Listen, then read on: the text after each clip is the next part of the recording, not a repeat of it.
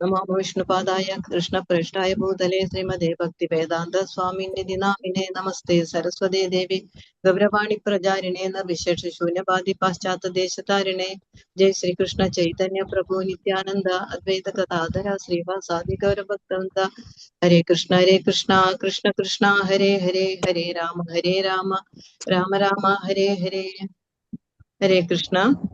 ഇന്ന് ഭഗവത്ഗീത ക്ലാസിന്റെ സെക്ഷനിലേക്ക് എത്തിച്ചേർന്നിട്ടുള്ള എല്ലാവർക്കും എന്റെ വിനീതമായ നമസ്കാരം. അതിനോടൊപ്പം എല്ലാവരുടെയും പാദചരണങ്ങളെ ഞാൻ പ്രണമിച്ചുകൊണ്ട് എനിക്ക് ഇന്ന് കിട്ടിയിട്ടുള്ള കർത്തവ്യം എന്താന്ന് വെച്ചാല് ഭഗവത്ഗീതയുടെ മാഹാത്മ്യം പ്രകീർത്തിക്കുകയാണ്. എന്റെ കർത്തവ്യത്വത്തിലേക്ക് ഞാൻ കടക്കട്ടെ. ഗീതാശാസ്ത്രം ഇതം പുണ്യം പ്രയത പുമാൻ.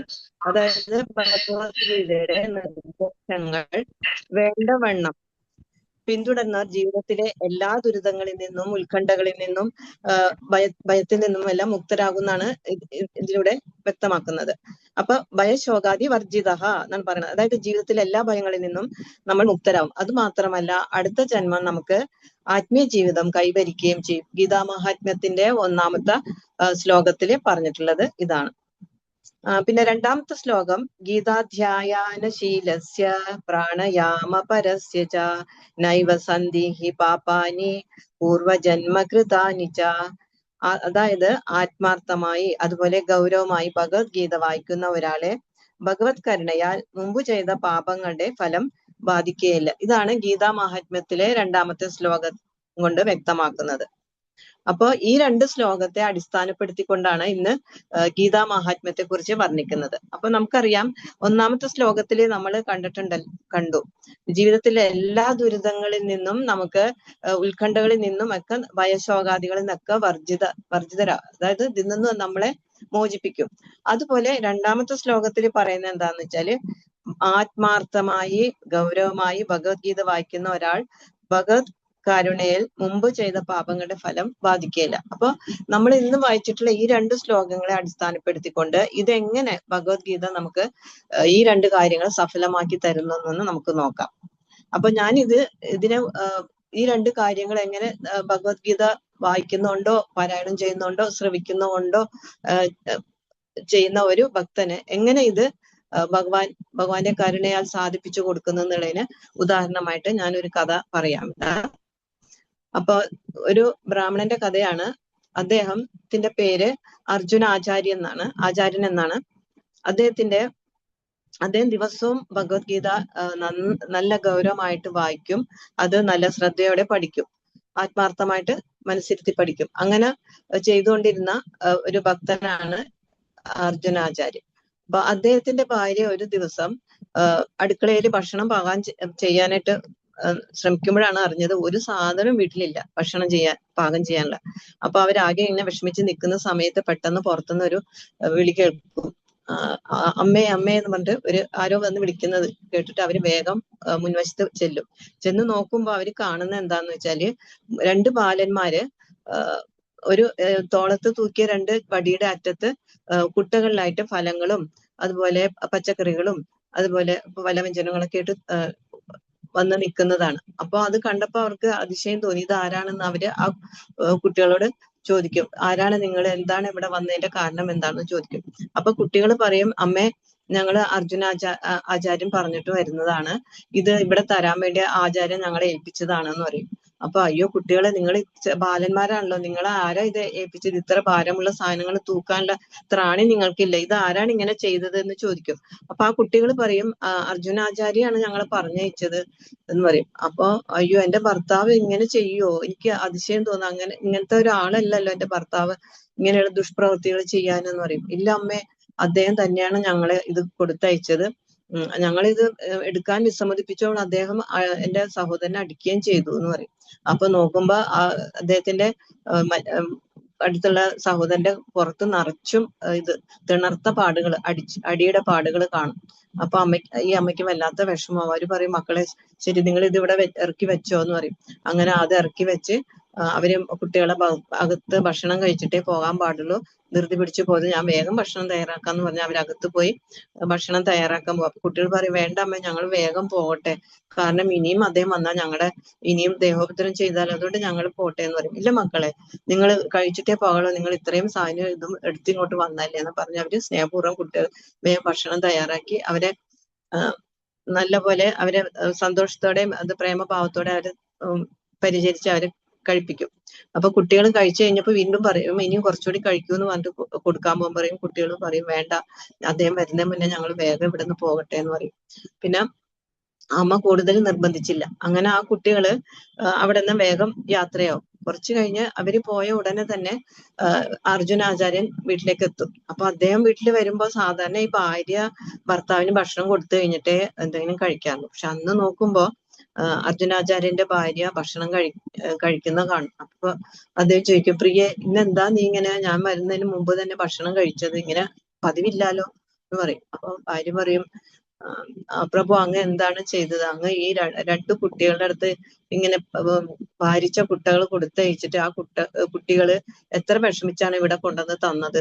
അങ്ങ് എന്താണ്, അങ്ങ് ഇങ്ങനെ ചെയ്യുന്ന ആളല്ല, എനിക്കറിയാം, പക്ഷെ അങ്ങക്ക് ഇന്ന് എന്താ പറ്റിയത് എന്ന് ചോദിക്കും ഭാര്യ ഭർത്താവിനോട് വളരെ വ്യസനത്തോടുകൂടി. അപ്പൊ ഭർത്താവിനൊന്നും മനസ്സിലായില്ല. അദ്ദേഹം പറയും, നീ എന്താ പറയുന്നത് പ്രിയെ? ഞാൻ അങ്ങനെയൊന്നും ആരുടെ അടുത്തും കൊടുത്തയച്ചിട്ടില്ലല്ലോ എന്ന് പറയും. അപ്പൊ പറയും, ഇല്ല, അങ്ങ് കൊടുത്തയച്ചാന്ന് പറഞ്ഞ് രണ്ട് കുട്ടികൾ ബാലന്മാര് ഇവിടെ വന്നിരുന്നു. അവര് കുട്ടികളിലെ ഫലങ്ങളും പച്ചക്കറികളും പലവ്യഞ്ജനമൊക്കെ ആയിട്ട് ഇവിടെ അങ്ങ് തന്നയച്ചാന്ന് പറഞ്ഞിട്ട് ഇവിടെ ഇറക്കി വെച്ചു. അതിനുശേഷം അവര് പറഞ്ഞു, അങ്ങ് നിർബന്ധിച്ചിട്ട് ഇത് കൊണ്ടേ കൊടുക്കണം എന്ന് പറഞ്ഞു. അവർക്ക് ഇത് കൊടുക്കാനുള്ള ത്രാണിയില്ലാന്ന് പറഞ്ഞിട്ട് കേണപേക്ഷിച്ചിട്ടും അങ്ങ് അത് ശ്രദ്ധിക്കാതെ അവരെ അടിച്ചു എന്നാണ് അവര് പറഞ്ഞത്. അവര് പാടും കാണിച്ചു തന്നു, പുറമൊക്കെ തിണർത്ത് കിടക്കുന്നത് ഞാൻ കണ്ടു എന്ന് പറയും. അപ്പൊ ഇത് കേൾക്കുമ്പോ അദ്ദേഹത്തിന് സ്തബ്ധനായിപ്പോയി അർജുനാചാര്യൻ. കാരണം അദ്ദേഹത്തിന് ഒന്നും മനസ്സിലായില്ല. അദ്ദേഹം ഇങ്ങനെ ഒന്നും പറയാതെ ഇങ്ങനെ മിഴിച്ചു നിൽക്കുമ്പോ ഭാര്യ പറയും, അങ്ങ് എന്താണ് ഒന്നും സംസാരിക്കാത്തത്? അങ്ങ് പറയൂ, എന്താ പറ്റിയത്? അങ്ങ് ഇങ്ങനെയല്ലല്ലോ, എന്തെങ്കിലും ഒന്ന് പറയൂ എന്ന് പറയും. അപ്പൊ അദ്ദേഹം പറയും, വളരെ വ്യസനത്തോടെ പറയും, പ്രിയെ, നീ ഭാഗ്യവതിയാണ്. കാരണം ഇവിടെ വന്നത് ഈ ഫലങ്ങളും പച്ചക്കറിയും ഒക്കെ ആയിട്ട് വന്നത് മറ്റാരുമല്ല, ഭഗവാൻ ശ്രീകൃഷ്ണനും അദ്ദേഹത്തിന്റെ സഹോദരൻ ബലരാമനുമാണ്. നിനക്ക് അവരെ ശുശ്രൂഷിക്കാനും അവരെ പരിചരിക്കാനുള്ള ഭാഗ്യം കിട്ടി. പക്ഷെ ഞാനൊരു പാപിയാണ്. അദ്ദേഹം വളരെ വ്യസനത്തോടെ അത് പറഞ്ഞു. അദ്ദേഹം അതിനുശേഷം പറഞ്ഞു, ഇന്ന് ഭഗവത്ഗീത വായിച്ചപ്പോൾ 9-ാം അധ്യായത്തിലെ 22-ാമത്തെ ശ്ലോകം വായിച്ചപ്പോ എനിക്ക് ഒരു സംശയം തോന്നി. അതാണ് ഇതൊക്കെ സംഭവിച്ചത്. അദ്ദേഹം ശ്ലോകം വിവരിക്കും.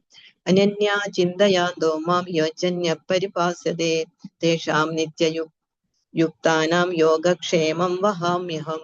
അപ്പൊ ഈ ശ്ലോകത്തിന്റെ അർത്ഥം എന്താന്ന് വെച്ചാല്, എന്റെ ദിവ്യ രൂപത്തെ ധ്യാനിച്ചുകൊണ്ട് ഭക്തിയോടെ, പൂർണ്ണമായ ഭക്തിയോടെ ആരാധിച്ചുകൊണ്ട് എല്ലായ്പ്പോഴും എന്നെ ആരാണോ ആരാധിക്കുന്നത് അവർക്ക് വേണ്ടുന്നതെല്ലാം ഞാൻ നൽകും, അവർക്കുള്ളതെല്ലാം ഞാൻ നിലനിർത്തുകയും ചെയ്യുമെന്നും ഭഗവാൻ പറയുന്നതാണ് ഈ ശ്ലോകത്തില്. അപ്പോ ഇത് ഭഗവാൻ ഈ ശ്ലോകം വായിച്ചപ്പോ എനിക്കൊരു സംശയം തോന്നിയത് എന്താന്ന് വെച്ചാല്, ഭഗവാൻ ഇങ്ങനെയൊന്നും ചെയ്യുമായിരിക്കില്ല. കാരണം ഭഗവാൻ തന്നെ കൊണ്ട് കൊടുക്കുക അങ്ങനെ ഉണ്ടാവില്ല. ചിലപ്പോ ഭഗവാൻ ദൂതന്മാരെ അയച്ച് ഭഗവാൻ അവരെ സഹായിക്കുമായിരിക്കും. അങ്ങനെ ഭഗവാൻ ഇതൊന്നും ചെയ്യുന്നുണ്ടായിരിക്കില്ല എന്ന് എനിക്കൊരു സംശയം തോന്നി. അപ്പോ ഞാനത് അവിടെ വെട്ടിത്തിരുത്തിയിട്ട് വഹാമിഹം എന്നുള്ള ഭാഗത്ത് ഞാനത് വെട്ടിത്തിരുത്തും. ഭഗവാൻ അല്ല എന്നുള്ള രീതിയിൽ ഞാൻ വെട്ടിത്തിരുത്തും. ആ വെട്ടിത്തിരുത്തലാണ് ആ ബാലന്റെ പുറത്ത് അടിയുടെ രൂപത്തിൽ കണ്ടത്. ഞാൻ സത്യം പറഞ്ഞാൽ ഞാൻ ഭഗവാനെ അവിശ്വസിച്ചു.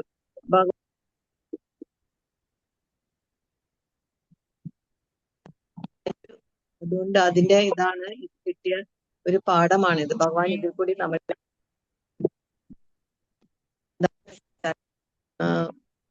ഭഗവാനെ വിശ്വസിക്കണം നമ്മള്. കാരണം എന്തുകൊണ്ടാ വെച്ചാല് ഭഗവത്ഗീത ഭഗവാന്റെ വാണിയാണ്.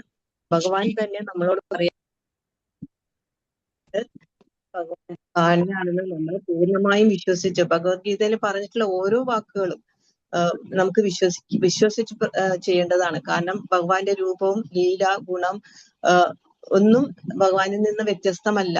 അതുകൊണ്ട് ഈ ഒരു കാര്യം മനസ്സിൽ ധ്യാനിച്ചുകൊണ്ട് ഭഗവത്ഗീത നിരന്തരം വായിക്കുക, ശ്രദ്ധയോടും ആത്മാർത്ഥമായും വായിക്കുക. എനിക്ക് ഇത്രയേ പറയാനുള്ളൂ. എനിക്കിതിനൊരു അവസരം തന്ന ഭഗവാനോടും ഗുരുവിനോടും എന്റെ സംഘാടകരോടും ഞാൻ വിനയപൂർവ്വം നന്ദി രേഖപ്പെടുത്തുന്നു. ഹരേ കൃഷ്ണ. ശ്രീരാധേ. ഹരേ കൃഷ്ണ. ഗീതാ മാഹാത്മ്യം വളരെ നന്നായി ഭംഗിയായി അവതരിപ്പിച്ച സീതാദേവി മാതാജിക്ക് എല്ലാവരുടെയും പേരിൽ നന്ദി പറയുന്നു. ഹരേ കൃഷ്ണ മാതാജി. അടുത്തത് ഹരിനാമ മഹിമയാണ്. ഭഗവാൻ ഹരിനാമത്തിന്റെ മഹിമ ഭക്തന്മാർക്ക് എത്ര പറഞ്ഞാലും എത്ര കേട്ടാലും മതിയാവുകയില്ല. അപ്പോ ഹരിനാമ മഹിമ പറയുന്നതിനായി ഹിസ് ഗ്രേസ് അനിലപതി ഗോവിന്ദദാസ് പ്രഭുവിനെ ക്ഷണിക്കുന്നു. ഹരേ കൃഷ്ണ പ്രഭു.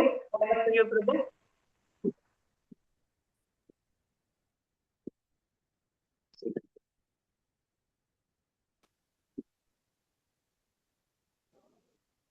ഹരേ കൃഷ്ണ.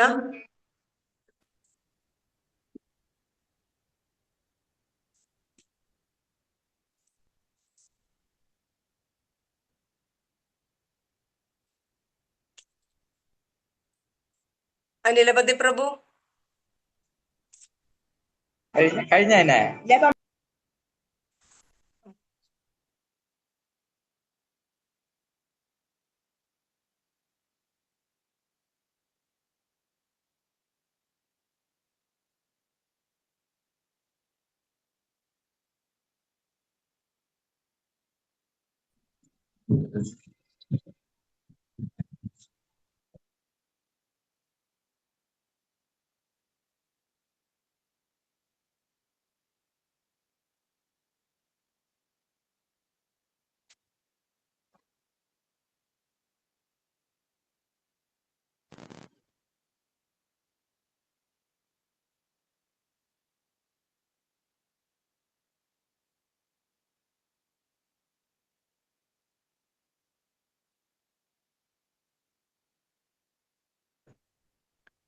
ഹരേ കൃഷ്ണ.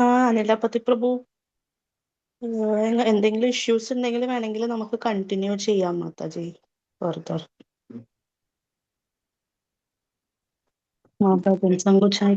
അമ്മയെ ഓഡിബിൾ എന്ന് ചോദിച്ചു. പ്രഭു കേൾക്കുന്നില്ല. പ്രഭു ഉണ്ട് ലൈനില് ചോദിച്ചു. ഹരേ കൃഷ്ണ.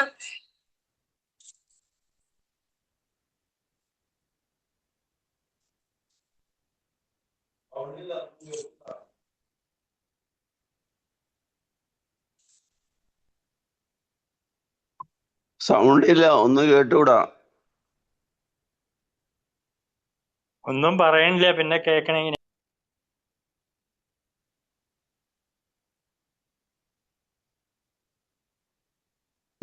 ഇതിപ്പറ കേൾക്കണില്ലേ? ഇതിപ്പറ.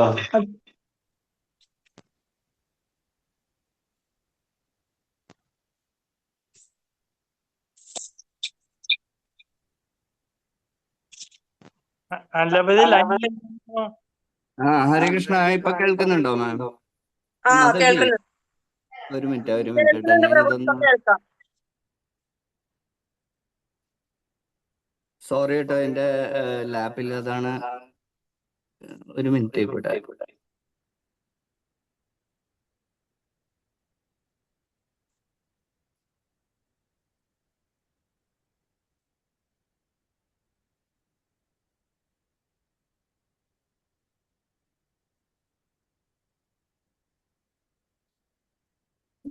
ഹരേ കൃഷ്ണ. ഇപ്പൊ കേൾക്കുന്നുണ്ടോ? ഹരേ കൃഷ്ണ. കേൾക്കാമല്ലോ അല്ല? ഓക്കെ. സോറി മാതാജി, എന്റെ എന്തോ ടെക്നിക്കൽ ഇഷ്യൂ. സോറി. അപ്പൊ എന്തായാലും എനിക്ക് അസൈൻ ചെയ്ത ഒരു കാര്യം ഹരിനാമ മഹാത്മ്യമാണെന്ന്. ഓം അജ്ഞാനതിമിരാന്ധസ്യ ജ്ഞാനാഞ്ജനശലാകയ ചക്ഷുരുന്മീലിതം യേന തസ്മൈ ശ്രീ ഗുരുവേ നമഃ. വാഞ്ചാകൽപതരഭ്യശ്ച കൃപാ സിന്ധുഭ്യേവ ച പതിതാനാം പാവനേഭ്യോ വൈഷ്ണവേഭ്യോ നമോ നമഃ. മൂകം കരോതി വാചാലം പങ്കും ലംഘയത്തെ ഗിരിം യത്കൃപാതമഹം വന്ദേ ശ്രീഗുരുൻ ദീനതാരിണം പരമാനന്ദമാധവം ശ്രീ ചൈതന്യമീശ്വരം. ഹരേ കൃഷ്ണ.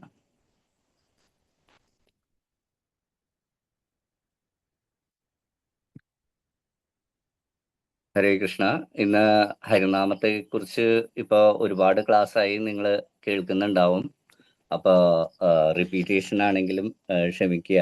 ഭഗവാന്റെ ഹരിനാമത്തെ കുറിച്ചാണ് പറയുന്നത്. അപ്പൊ ഇന്ന് ഞാൻ എടുത്തിരിക്കുന്ന ശ്ലോകം ആക്ച്വലി മുകുന്ദമാല സ്തോത്രത്തിലെ ശ്ലോക നമ്പർ 31 ആണ്. അപ്പൊ അതിന്റെ ഒന്ന് ഞാൻ ആ ശ്ലോക വായിക്കാം. ശത്രുചേതൈകമന്ത്രം സകല ഉപനിഷതവാക്യ സംപൂജ്യ മന്ത്രം സംസാരോചേതമന്ത്രം സമുചിതതമസ്സംഗനിര്യാണമന്ത്രം സർവൈശ്വര്യൈകമന്ത്രം വ്യസനഭുജഗസന്തഷ്ട സംത്രാണമന്ത്രം ജിഹ്യേ ശ്രീകൃഷ്ണമന്ത്രം ജപ ജപ സതതം ജന്മസാഫല്യമന്ത്രം. വിവർത്തനം ബൈ ശ്രീ അഭയചരണാരവിന്ദ ഭക്തിവേദാന്ത സ്വാമി ശിലപ്രപാദി. ഹേ നാവേ, ദയവായി ശ്രീകൃഷ്ണന്റെ മന്ത്രങ്ങൾ ജപിച്ചാലും ഇത് മാത്രമാണ് ശത്രുക്കളെ നശിപ്പിക്കുന്നത്. ഉപനിഷത്തിലെ ഓരോ പദങ്ങളും ഈ മന്ത്രത്തെ പ്രകീർത്തിക്കുന്നു. ഈ മന്ത്രം സംസാര ചക്രത്തെ ഉന്മൂലനം ചെയ്യുന്നു. എല്ലാ അജ്ഞാന അന്ധകാരത്തെയും നിർമാർജനം ചെയ്യുന്നു. അളവറ്റ ഐശ്വര്യങ്ങൾ സിദ്ധിക്കുന്നതിനുള്ള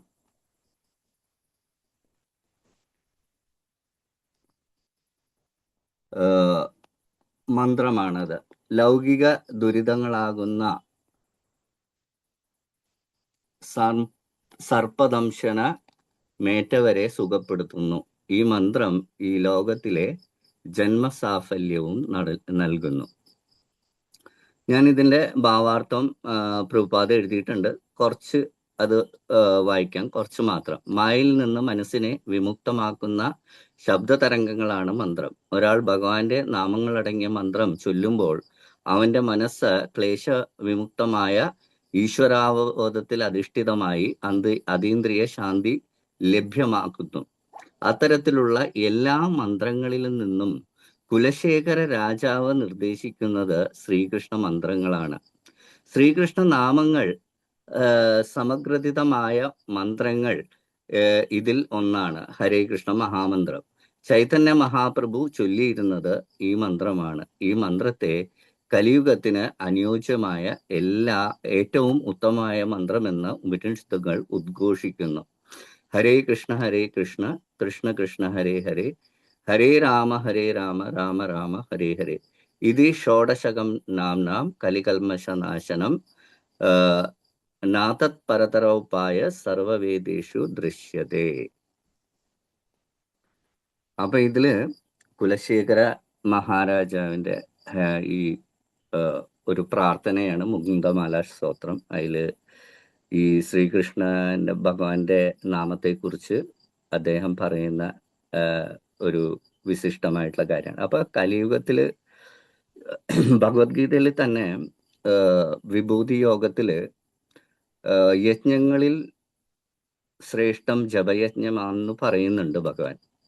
അപ്പൊ ഭഗവാൻ അത് ശ്രേഷ്ഠ പദവിയിലേക്ക് എല്ലാ യജ്ഞങ്ങളും എന്ന് വെച്ച് കഴിഞ്ഞാല് നമ്മളുടെ ചതുർയുഗങ്ങൾ കണക്കാക്കുമ്പോഴും അതേപോലെ തന്നെ നമ്മൾ ഏത് യജ്ഞങ്ങൾ നടത്തിയാലും അതിന് വേണ്ടുന്ന എഫേർട്ടുകൾ വളരെ വലുതാണ്.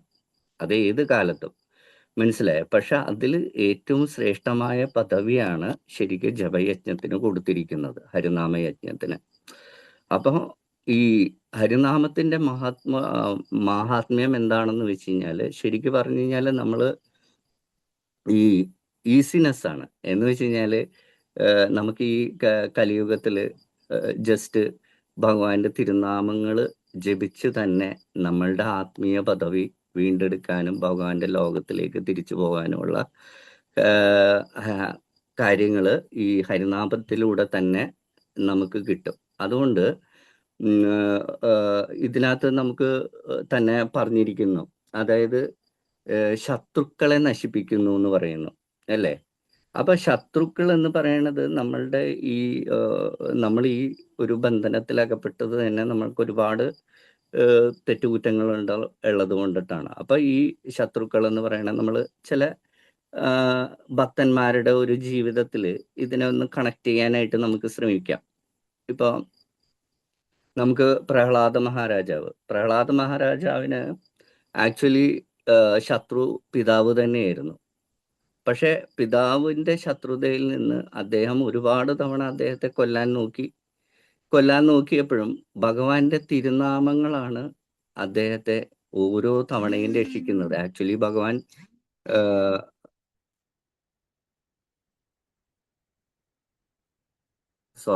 ഭഗവാൻ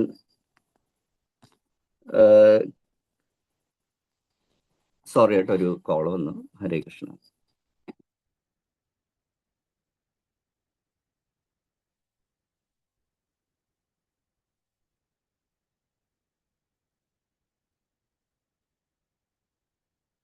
അപ്പോ പ്രഹ്ലാദ മഹാരാജാവിന് അങ്ങനെ ഒരുപാട് തടസ്സങ്ങൾ നീക്കി തന്നു. അതേപോലെ നമ്മള് ദ്രൗപദിയുടെ കാര്യം എടുക്കുക. ഇവിടെ ദ്രൗപദി ആക്ച്വലി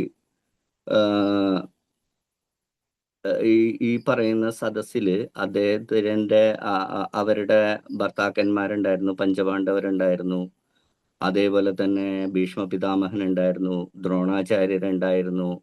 ഇതൊക്കെ എല്ലാവരും ഉണ്ടായിരുന്നു. അതേപോലെ അവരുടെ ആത്മശക്തി കൊണ്ടും പിന്നെ അതേപോലെ തന്നെ ശാരീരികമായിട്ടുള്ള ശക്തി കൊണ്ടിട്ടും ശരിക്കും പറഞ്ഞാല് പോരാടാൻ നോക്കി. പക്ഷേ അവസാനം എന്ത് ചെയ്തു? ദ്രൗപദി അവരുടെ എല്ലാ കാര്യങ്ങളും ത്യജിച്ച് ഭഗവാന്റെ തിരുനാമത്തിൽ ആശ്രയിച്ചു. അങ്ങനെ ആ ഒരു ശരണാഗതി എടുത്തപ്പോഴാണ് ഭഗവാൻ അവിടെ പ്രത്യക്ഷനായതും രക്ഷിച്ചതും. പ്രത്യക്ഷനായി എന്ന് പറഞ്ഞു കഴിഞ്ഞാൽ ആക്ച്വലി വസ്ത്രരൂപേണ പ്രത്യക്ഷനായി എന്നുള്ളതാണ് നമ്മൾ മനസ്സിലാക്കേണ്ടത്. അപ്പൊ നമ്മളിപ്പോ ഭഗവാന്റെ ജയദൈവ കവികളുടെ 4 ഇതെടുത്തു കഴിഞ്ഞു കഴിഞ്ഞാല് നമ്മൾ പറയണം. പ്രഭു ഒന്ന് ചുരുക്കി പറയണം, ടൈം എക്സീഡ് ചെയ്യണം, മാതാജിക്ക് ശ്ലോകം കംപ്ലീറ്റ് ചെയ്യണം. ഓക്കെ സോറി 5 minutes അല്ലേ മാതാജി? ഓക്കെ, അപ്പൊ തീർന്നു മാതാജി. അപ്പൊ നമ്മള് ഈ പറയുന്ന പോലെ തന്നെ നമ്മളുടെ സന്തത സഹചാരി എന്ന് പറയുന്നത് ഈ തിരുനാമങ്ങളാണ്. ഏതവസ്ഥയിലായാലും ഏത് കാലഘട്ടത്തിലായാലും നമ്മൾ പ്യുവർ ആണോ ഇംപ്യുവർ ആണോ എന്നുള്ളത് ഒന്നും നോക്കാതെ നമ്മളെ തിരുനാമങ്ങൾ ആശ്രയിച്ചു കഴിഞ്ഞാൽ ഭഗവാന്റെ ലോകത്തേക്ക് നമുക്ക് ഈസി ആയിട്ട് പോകാനും നമ്മളുടെ ഈ സംസാര സാഗരം തരണം ചെയ്യാനും സാധിക്കും എന്നുള്ളത് കൊണ്ടിട്ട് ആണ് എനിക്ക് ഇത്രയും. അപ്പൊ നമ്മളിത് ഹരേ കൃഷ്ണ മഹാമന്ത്രം നമുക്ക് കലിയുഗത്തിൽ കിട്ടി. അത് എല്ലാവരും ഈ ഹരേ കൃഷ്ണ മഹാമന്ത്രം ജപിച്ച് ഭഗവാന്റെ ഈ ലോകത്തേക്ക് തിരിച്ചു പോകാനുള്ള ഒരു വഴി ഒരുക്കാനായിട്ട് ഈ തിരുനാമങ്ങൾ ജപിക്കാനായിട്ട് ഞാൻ റിക്വസ്റ്റ് ചെയ്യുന്നു. ഹരേ കൃഷ്ണ.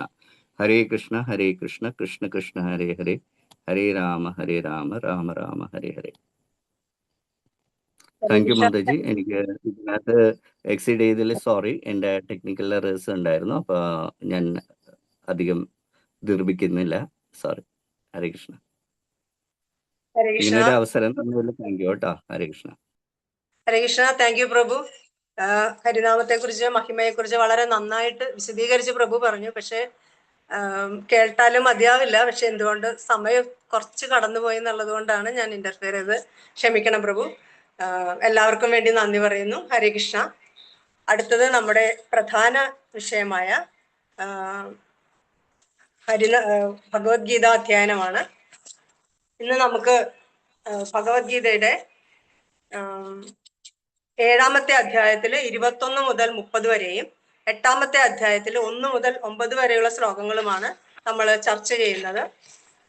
ഇന്ന് നമുക്ക് ഭഗവത്ഗീത പറഞ്ഞു തരുന്നത് ശാന്തമാതാജി എന്ന് സ്നേഹപൂർവ്വം ഞങ്ങൾ വിളിക്കുന്ന ഹെർ ഗ്രേസ് ശാന്തിമയി ബ്രജറാണി ദേവിദാസി മാതാജിയാണ്.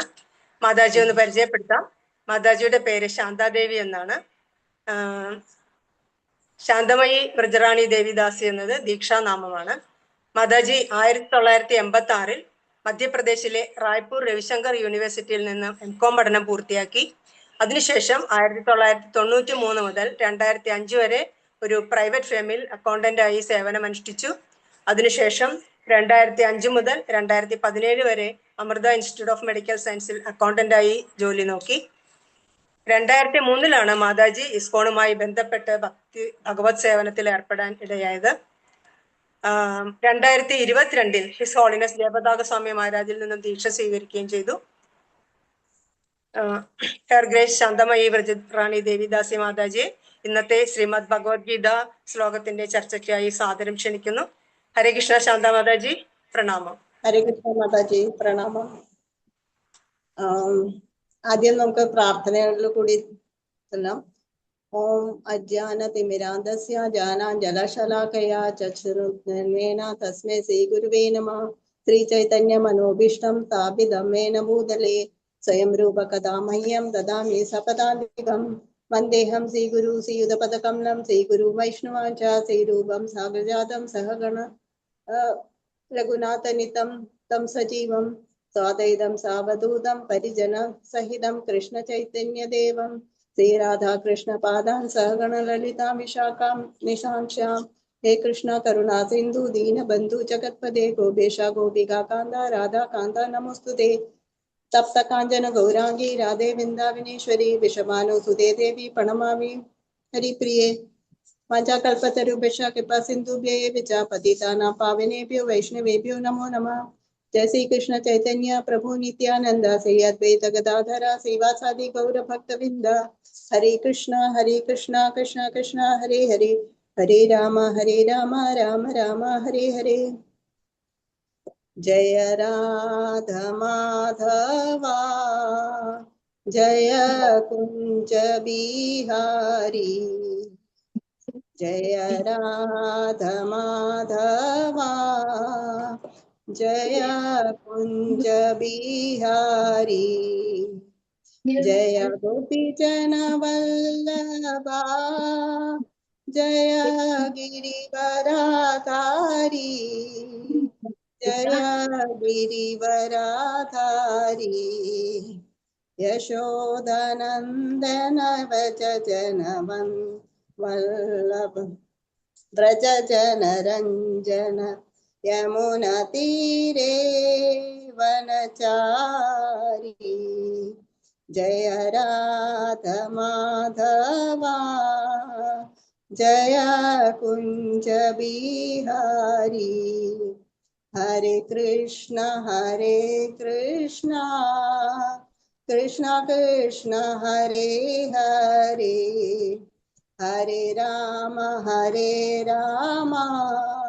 രാമ രാമ ഹരേ ഹരേ. ഹരേ കൃഷ്ണ. എല്ലാവർക്കും പ്രണാമം. ഇതെന്റെ ആദ്യത്തെ ക്ലാസ് ആണ്. ഇവിടെ എൻ്റെ സീനിയർ ഡിവോട്ടീസും ഗുരുജനന്മാരും എല്ലാവരും ഇരിപ്പുണ്ട്. അപ്പൊ അവരെല്ലാവരും അനുഗ്രഹം വേണം. നിങ്ങളുടെ എല്ലാവരുടെയും പ്രാർത്ഥനയും അനുഗ്രഹം വേണം. ഒപ്പം എൻ്റെ അച്ഛനും അമ്മയും എൻ്റെ അപ്പൂപ്പനും അമ്മൂമ്മയ്ക്കും ഞാൻ സാദരം പ്രണാമം അർപ്പിക്കുന്നു. നമ്മളിന്നിപ്പോ ഭഗവത്ഗീതയിലെ 7-ാം അധ്യായത്തിലെ 21-ാമത്തെ ശ്ലോകമാണ് നോക്കുന്നത്. അപ്പൊ അത് നമുക്ക് തുടങ്ങാം. യോ യോ മ്യാം തനു ഭക്ത സദ്ദയാർച്ചിതുമിച്ഛതി തസ്യ തസ്യ ചലാം സദ്ധാ താമേവ വിദ്യാമഹം. വിവർത്തനം ശ്രീല പ്രഭുപാദ് കി. ഞാൻ പരമാത്മ രൂപേണെ സർവഹൃദയങ്ങളിലും കുടികൊള്ളുന്നു. ഏത് ദേവതയെ ആഗ്രഹിക്കുന്നുവോ ആ പ്രത്യേക മൂർത്തിയിൽ മുഴുവൻ ശ്രദ്ധയും കേന്ദ്രീകരിക്കത്തക്ക വിധം ഒരാളുടെ വിശ്വാസം ഉറപ്പിക്കുന്നത് ഞാനാണ്. അതായത് ഭഗവാന് എല്ലാവർക്കും സ്വാതന്ത്ര്യം കൊടുത്തിട്ടുണ്ട്. അപ്പൊ അവരുടെ ആഗ്രഹങ്ങൾ, ഭൗതിക ആഗ്രഹങ്ങൾ പൂർത്തീകരിക്കാൻ വേണ്ടിയിട്ടാണ് എല്ലാവരും ദേവീ ദേവന്മാരുടെ അടുത്ത് പോകുന്നത്. അപ്പം ഒരു പ്രത്യേക വ്യക്തിയില്, ഒരു ഭഗവാനില് വിശ്വാസം ഉണ്ടാക്കുന്നത്, ഒരാളുടെ ഹൃദയത്തില് വിശ്വാസം ഉണ്ടാക്കുന്നത് ഭഗവാനാണ്. അല്ലാതെ ദേവീദേവന്മാർക്ക് സ്വന്തമായിട്ടൊരു ഒരാളുടെ ഹൃദയത്തിൽ വിശ്വാസം ഉണ്ടാക്കാൻ അവർക്ക് പറ്റില്ല. ഭഗവാനാണ് ഇത് വിശ്വാസം ഉണ്ടാക്കുന്നത്. ദേവീദേവന്മാര് ഭഗവാനാൽ നിയോഗിക്കപ്പെട്ട വ്യക്തികളാണ്. അവരുടെ ഓരോരോ കാര്യങ്ങൾക്ക് വേണ്ടി നിയോഗിക്കപ്പെട്ട വ്യക്തികളാണ്. ഇപ്പൊ ഉദാഹരണത്തിന് നമ്മൾ പറയുകയാണെങ്കിൽ, ഒരു പ്രൈം മിനിസ്റ്റർ ഉണ്ട്. പ്രൈം മിനിസ്റ്റർക്ക് എല്ലാ ഡിപ്പാർട്ട്മെന്റും തന്നെ നോക്കാൻ പറ്റുമോ? ഡിഫൻസ്, ഫിനാൻസ്, പിന്നെ ആരോഗ്യം, ഇതൊന്നും ഒരാളെ കൊണ്ട് എല്ലാവർക്കും പറ്റില്ല. അപ്പൊ എന്ത് ചെയ്യും? അദ്ദേഹത്തിന്റെ കീഴില് പല പല മന്ത്രിമാരുണ്ടാവും. ആ മന്ത്രിമാരാണ് ഓരോരോ ഡിപ്പാർട്ട്മെന്റിന്റെ ചുമതലകൾ നോക്കുന്നത്.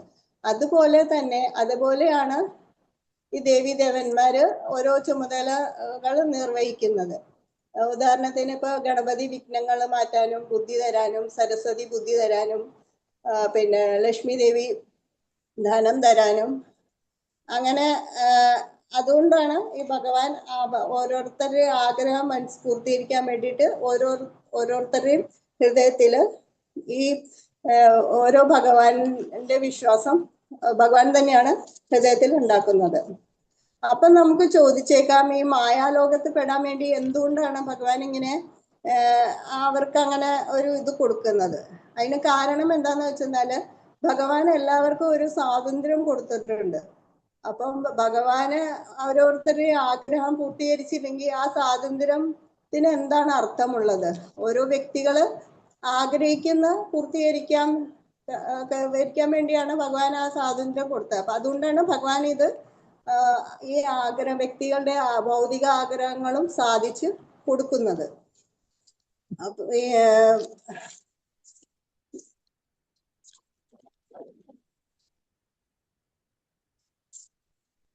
നമുക്ക് അടുത്ത ശ്ലോകം വേഗം 7:22. സതയാ ശ്രദ്ധയാ യുക്ത സത്യാരാധനമീഹതേ ലഭത്തെ ച തത്തഃ കാമ്യാൻ മയ്യേയ വിഹിതാൻ നിഹതാൻ. അങ്ങനെ വിശ്വാസമുറച്ച ഒരു ദേവനെ ആരാധിക്കാൻ മുതിരുന്ന വ്യക്തി താൻ ഇച്ഛിക്കുന്നത് കൈവരും. വാസ്തവത്തിൽ ഈ അഭീഷ്ടം നിറവേറ്റുന്നത് താൻ തന്നെയാണ്. ഇപ്പൊ ഞാൻ നേരത്തെ പറഞ്ഞ പോലെ തന്നെ ഭഗവാനാണ് ഈ ദേവന്മാർക്ക് ഒരു ഇത് കൊടുത്തേക്കണത്, ഒരു പവർ കൊടുത്തേക്കണേ. അപ്പൊ ഭഗവാന്റെ ഇച്ഛപ്രകാരമാണ് നമ്മൾ ആഗ്രഹിക്കുന്നത് എന്തും ഈ ദേവന്മാരിൽ നിന്ന് നമുക്ക് കിട്ടുന്നത്. ദേവന്മാർക്ക് പ്രത്യേകിച്ച് ഒരു പവർ ഇല്ല. ഇപ്പം ഒരു ഫിനാൻസ് മിനിസ്റ്റർ ആണ്, അവർക്ക് ഒരു നിയമം ഉണ്ടാവും. അപ്പൊ അവർക്ക് ആ ഇന്ന നിയമം അനുസരിച്ച് വരുവാണെങ്കിൽ അവർക്ക് അതൊക്കെ പാസ്സാക്കി കൊടുക്കാവുന്നുണ്ട്. പക്ഷെ ആ നിയമത്തിന് അപ്പുറം വരുവാണെങ്കിൽ എന്താണ് വേണ്ടത്? അവർക്ക് ഭഗവാന്റെ അനുവാദം ചോദിക്കേണ്ടി വരും. അതുപോലെയാണ് ദേവീദേവന്മാർക്കും എന്ത് വരം കൊടുക്കണമെങ്കിലും ഭഗവാന്റെ അനുമതി ഉണ്ടെങ്കിലേ അവർക്ക് അത് കൊടുക്കാൻ പറ്റുകയുള്ളൂ. അപ്പം ദേവന്മാരെ ആരാധിക്കുന്നത് ആധ്യാത്മികമാണ്. ഭഗവാനെ ആരാധിക്കുന്നത് ആധ്യാത്മികമാണ്. ദേവന്മാരെയൊക്കെ ആരാധിക്കുന്നത് ഭൗതികമാണ്. ഇനി 7:23. അന്തവന്തു ഫലം തേഷാ തത്പത്യം അല്പമേധസാം ദേവാന ദേവജയോ യാന്തി മുക്താം യാന്തി മാമപി. മൂഢന്മാരാണ് ദേവന്മാരെ ആരാധിക്കുന്നത്. അവർക്ക് കിട്ടുന്ന ഫലമാകട്ടെ തുച്ഛവും ക്ഷണികവും അത്രേ. ദേവന്മാരെ പൂജിക്കുന്നവർ ദേവന്മാരുടെ ലോകത്തും എന്റെ ഭക്തനാകട്ടെ പരമോന്നതമായ എന്റെ നാമത്തിലും എത്തും. അപ്പം ഈ നമുക്കിപ്പോ ഭഗവാനാണ് എല്ലാം തരുന്നത്. അപ്പം നമുക്ക് ഈ ദേവീദേവന്മാരുടെ അടുത്തൊന്നും പോകാതെ ഭഗവാൻ കൃഷ്ണന്റെ അടുത്ത് പോവുകയാണെങ്കിൽ അദ്ദേഹമാണ് അതിന്റെ മാറിപ്പോ. ഇപ്പൊ നമ്മളൊരു ഫിനാൻസ് മിനിസ്റ്ററിന്റെ അടുത്ത് അല്ലെങ്കിൽ അതിനു വേണ്ടി വേറെ പോകാതെ നേരിട്ട് പ്രധാനമന്ത്രിയുടെ അടുത്ത് പോവുകയാണെങ്കിൽ എന്താണ് നമുക്ക് എല്ലാ കാര്യങ്ങളും സാധിക്കുക അല്ലെ? അപ്പൊ അതുപോലെയാണ് നമുക്ക് കൃഷ്ണന്റെ അടുത്ത് പോകുന്നത്. അപ്പൊ നമ്മളെ ഈ ദേവീദേവന്മാരുടെ അടുത്തുനിന്ന് കിട്ടുന്ന അനുഗ്രഹങ്ങള് അല്ലെങ്കിൽ വരങ്ങള് നമുക്കത് താൽക്കാലികമാണ്. ആ ഒരു പുണ്യം തീർന്നു കഴിയുമ്പോഴത്തേക്കും നമ്മൾക്ക് അതിന്റെ ഫലം തീരും. ഉദാഹരണത്തിന് നമ്മള് ഒരു കുറച്ച് പൈസ സമ്പാദിച്ചു, എന്നിട്ട് നമുക്ക് എവിടെയെങ്കിലും ഒന്ന് ടൂറ് പോവുകയാണെങ്കിൽ നമ്മൾ അവിടെ ആ പൈസ കൊണ്ട് നമ്മൾ ടൂർ പോകും. പക്ഷെ ആ പൈസ തീർന്നു കഴിയുമ്പോൾ എന്ത് ചെയ്യും? അതുവരെ നമുക്ക് ആ പൈസ ചെലവാക്കാൻ പറ്റുള്ളൂ. ആ പൈസ തീർന്നു കഴിയുമ്പോൾ എന്താവും? നമുക്ക് തിരിച്ച് നമ്മുടെ നാട്ടിൽ തന്നെ വരണം, പിന്നെ വീണ്ടും അധ്വാനിക്കണം എന്ന് പറഞ്ഞ പോലെയാണ്. പുണ്യം തീർന്നു കഴിയുമ്പോഴത്തേക്കും അത് നമുക്ക് പിന്നെയും ഈ ഭൗതിക ലോകത്ത് വരേണ്ടി വരും. പിന്നെ ഭഗവാന് 9-ാം അധ്യായത്തില് 25-ാം ശ്ലോകത്തിൽ പറഞ്ഞിട്ടുണ്ട്, യാന്തി ദേവവൃത ദേവാൻ പിത്ര യാന്തി പിതൃവിത ഭൂതാനി യാന്തി ഭൂതേജ്യോ യാതി മത്യാജിനോ അപിമ. അതായത് ദേവന്മാരെ പൂജിക്കുന്നവർ അവരുടെ ലോകത്ത് ജനിക്കും, പിതൃകളെ പൂജിക്കുന്നവർ പിതൃമാരുടെ ലോകത്ത് ജീവിക്കും, ഭൂതപ്രേതാദികളെ പൂജിക്കുന്നവർ അവരുടെ ലോകത്ത് ജനിക്കും, എന്നെ ആരാധിക്കുന്നവർ എന്നോടൊപ്പം ജീവിക്കും. ഇപ്പൊ ഒരു വാക്ക് ഇവിടെ പ്രധാനമാണ്. ഭഗവാൻ പറയുന്നത് എന്നെ ആരാധിക്കുന്നവർ എൻ്റെ ഒപ്പം ജീവിക്കും എന്നാണ് പറയുന്നത്. അതായത് ജനനവും ഇല്ല മരണവും ഇല്ല, എൻ്റെ കൂടെ ജീവിക്കും. ബാക്കിയുള്ളവരൊക്കെ ഉണ്ടാകും, ദേവന്മാരാണെങ്കിൽ അവരുടെ ലോകത്ത് ജനിക്കും, ഭൂതപ്രേതാദികളാണെങ്കിൽ അവരെയാണ് ആരാധിക്കുന്നത്, അവരുടെ ലോകത്ത് ജനിക്കുമെന്നാണ് പറഞ്ഞേക്കണത്. അതായത് ജനിച്ചു കഴിഞ്ഞാൽ തീർച്ചയായിട്ടും മരണമുണ്ട്. അപ്പൊ നമ്മൾ അവരെയൊക്കെ ആരാധിച്ചു കഴിഞ്ഞാൽ ഈ ജനന മരണ ചക്രത്തിൽ പെട്ടുകൊണ്ടിരിക്കും. അതേ സമയത്ത് നമ്മൾ ഭഗവാനെ ആരാധിച്ചാൽ ഭഗവാന്റെ ലോകത്ത് ഭഗവാന്റെ ഒപ്പം ജീവിക്കാം. ഈ ഭൗതിക ലോകത്ത് പിന്നെ നമുക്ക് വരേണ്ടി വരില്ല.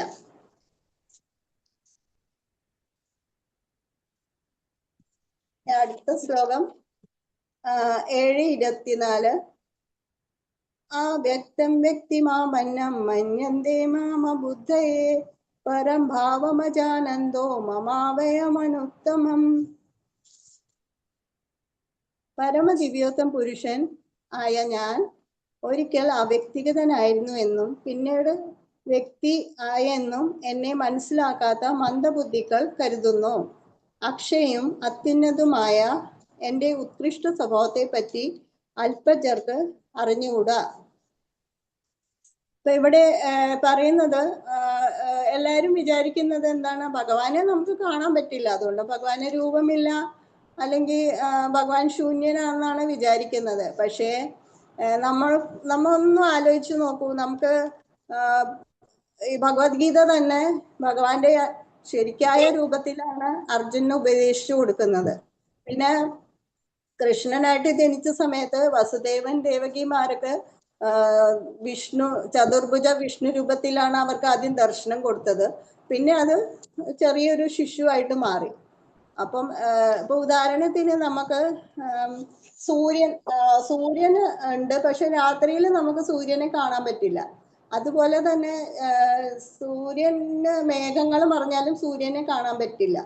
അതിപ്പോ നമുക്ക് പറയാൻ പറ്റുമോ? അതുകൊണ്ട് സൂര്യൻ ഇല്ല എന്ന് നമുക്ക് പറയാൻ പറ്റില്ലല്ലോ. അതുപോലെ നമുക്ക് ഭഗവാൻ ഉണ്ട്, ഭഗവാന് രൂപമുണ്ട്, നമ്മൾക്ക് രൂപമുണ്ട്. ഈ നമ്മളെ സൃഷ്ടിച്ച പ്രകൃതിക്ക് രൂപമുണ്ട്, നമുക്ക് രൂപമുണ്ട്, പിന്നെ സർവ ജീവജാലങ്ങൾക്ക് രൂപമുണ്ട്. അപ്പൊ പിന്നെ നമ്മളെയൊക്കെ സൃഷ്ടിച്ച ഭഗവാൻ എങ്ങനെ രൂപമില്ലാതെ ഇരിക്കും? അപ്പൊ നമുക്ക് ഭഗവാനെ കാണാൻ പറ്റാത്തതുകൊണ്ട് ചിലർ വിചാരിക്കും ഭഗവാനും ഇല്ല രൂപവും ഇല്ല. നമുക്ക് ഭഗവാനെ കാണാൻ പറ്റാത്തത് എന്തുകൊണ്ടാ? നമുക്ക് ഭഗവാന്റെ നമ്മുടെ ഇന്ദ്രിയങ്ങൾ പൂർണ്ണമല്ല, നമ്മുടെ ഇന്ദ്രിയങ്ങൾ പ്യൂരിഫൈവ് അല്ല, അതുകൊണ്ടാണ് നമുക്ക് ഭഗവാനെ കാണാൻ പറ്റാത്തത്. 7:25 നാഹം പ്രകാശ സർവസ്യ യോഗമായ സമാവൃത മൂഢായം നാഭിജാനാതി ലോകോ മാമാ ജന്മപ്യയം. ബുദ്ധിയില്ലാത്തവർക്കും മൂഢന്മാർക്കും ഞാൻ ഒരിക്കലും പ്രത്യക്ഷനാവില്ല. യോഗമായ എൻ്റെ അന്തരംഗ ശക്തി അവരിൽ നിന്ന് എന്നെ മറച്ചു വെക്കുന്നു. തന്മൂലം അജനും അദ്വൈനുമായ ഞാൻ എന്ന് അവർ അറിയുന്നില്ല. നേരത്തെ പറഞ്ഞ പോലെ ഭഗവാനെ നമ്മൾ പ്രാപിക്കുന്നെങ്കിൽ നമ്മൾ അത്രയും പ്യുവർ ആയിരിക്കണം. നമുക്ക് അതിനുള്ള ഗുണം വേണം, യോഗ്യത വേണം. ഉദാഹരണത്തിന് നമുക്ക് പ്രൈം മിനിസ്റ്റർ ഉണ്ട്, പക്ഷെ നമുക്ക് എല്ലാവർക്കും അദ്ദേഹത്തെ കാണാൻ പറ്റില്ല അല്ലെ? അദ്ദേഹത്തെ കാണണമെങ്കിൽ എന്ത് വേണം? നമുക്ക് അതിനുള്ള യോഗ്യത വേണം. അപ്പം നമുക്ക് അദ്ദേഹത്തെ കാണാൻ പോകണമെങ്കിൽ ആദ്യം എന്താണ് വേണ്ടത്? അദ്ദേഹത്തിന്റെ സെക്യൂരിറ്റി നമ്മളെ കടത്തിവിടില്ല. ഇപ്പൊ സെക്യൂരിറ്റി ആദ്യം നമ്മളോട് കാര്യങ്ങളൊക്കെ ചോദിക്കും. എന്തിനു വേണ്ടി വന്നതാണ്, എന്താണെന്നൊക്കെ ചോദിച്ചതിന് ശേഷം അവര് കുഴപ്പമില്ലാന്ന് ഉറപ്പ് വരുത്തിയാൽ മാത്രമേ അവര് നമ്മളെ അകത്തോട്ട് കടത്തി വിടുള്ളൂ. അപ്പൊ അതുപോലെ തന്നെ മായാദേവിയാണ് ഈ ഭൗതിക ലോകത്തിന് ഇൻചാർജ്. മായാദേവിയാണ്. അപ്പൊ മായാദേവി നമ്മളെ പരീക്ഷിക്കും. അത് നമുക്ക് അതിനുള്ള ക്വാളിറ്റി ഉണ്ടെങ്കിൽ മാത്രമേ ഒരാൾക്ക് കൃഷ്ണന്റെ അടുത്തേക്ക് എത്താൻ പറ്റുള്ളൂ, അല്ലെങ്കിൽ ആർക്കും കൃഷ്ണന്റെ അടുത്തേക്ക് എത്താൻ പറ്റില്ല. ഇപ്പൊ ഇവിടെ ഇരിക്കുന്ന എല്ലാ ഭക്തന്മാരും ആ ഒരു ക്വാളിറ്റി ഉള്ളത് കൊണ്ടാണ് ഇപ്പൊ ഇവിടെ ഇരുന്ന് കൃഷ്ണനെ പറ്റി കേൾക്കാൻ ഒരു അവസരം ഉണ്ടായിരിക്കുന്നത്. അല്ലെങ്കിൽ എത്രയോ പേരോട് എല്ലാവരും പറഞ്ഞിട്ടുണ്ട്, പക്ഷെ അവർക്കതൊന്നും കേൾക്കാനുള്ള ഒരു തോന്നല് ഇല്ല. അപ്പം മായാദേവി വിചാരിച്ചാൽ മാത്രമേ നമുക്ക് ഭഗവാന്റെ അടുത്തേക്ക് എത്താൻ പറ്റുള്ളൂ. അപ്പൊ അതിന് നമ്മൾ എന്ത് ചെയ്യണം? മായയിൽ നിന്ന് മായയുടെ പിടിയിൽ നിന്ന് നമ്മൾ രക്ഷപ്പെടണം. അതിനെന്താ ചെയ്യേണ്ടത്? കൃഷ്ണബോധത്തിൽ വരണം. 7:26 വേദാഹം സമതീതാനി വർത്തമാനാനി ചാർജുന ഭവിഷ്യാനി ച ഭൂതാനി മാതും വേദന കശ്ചൻ.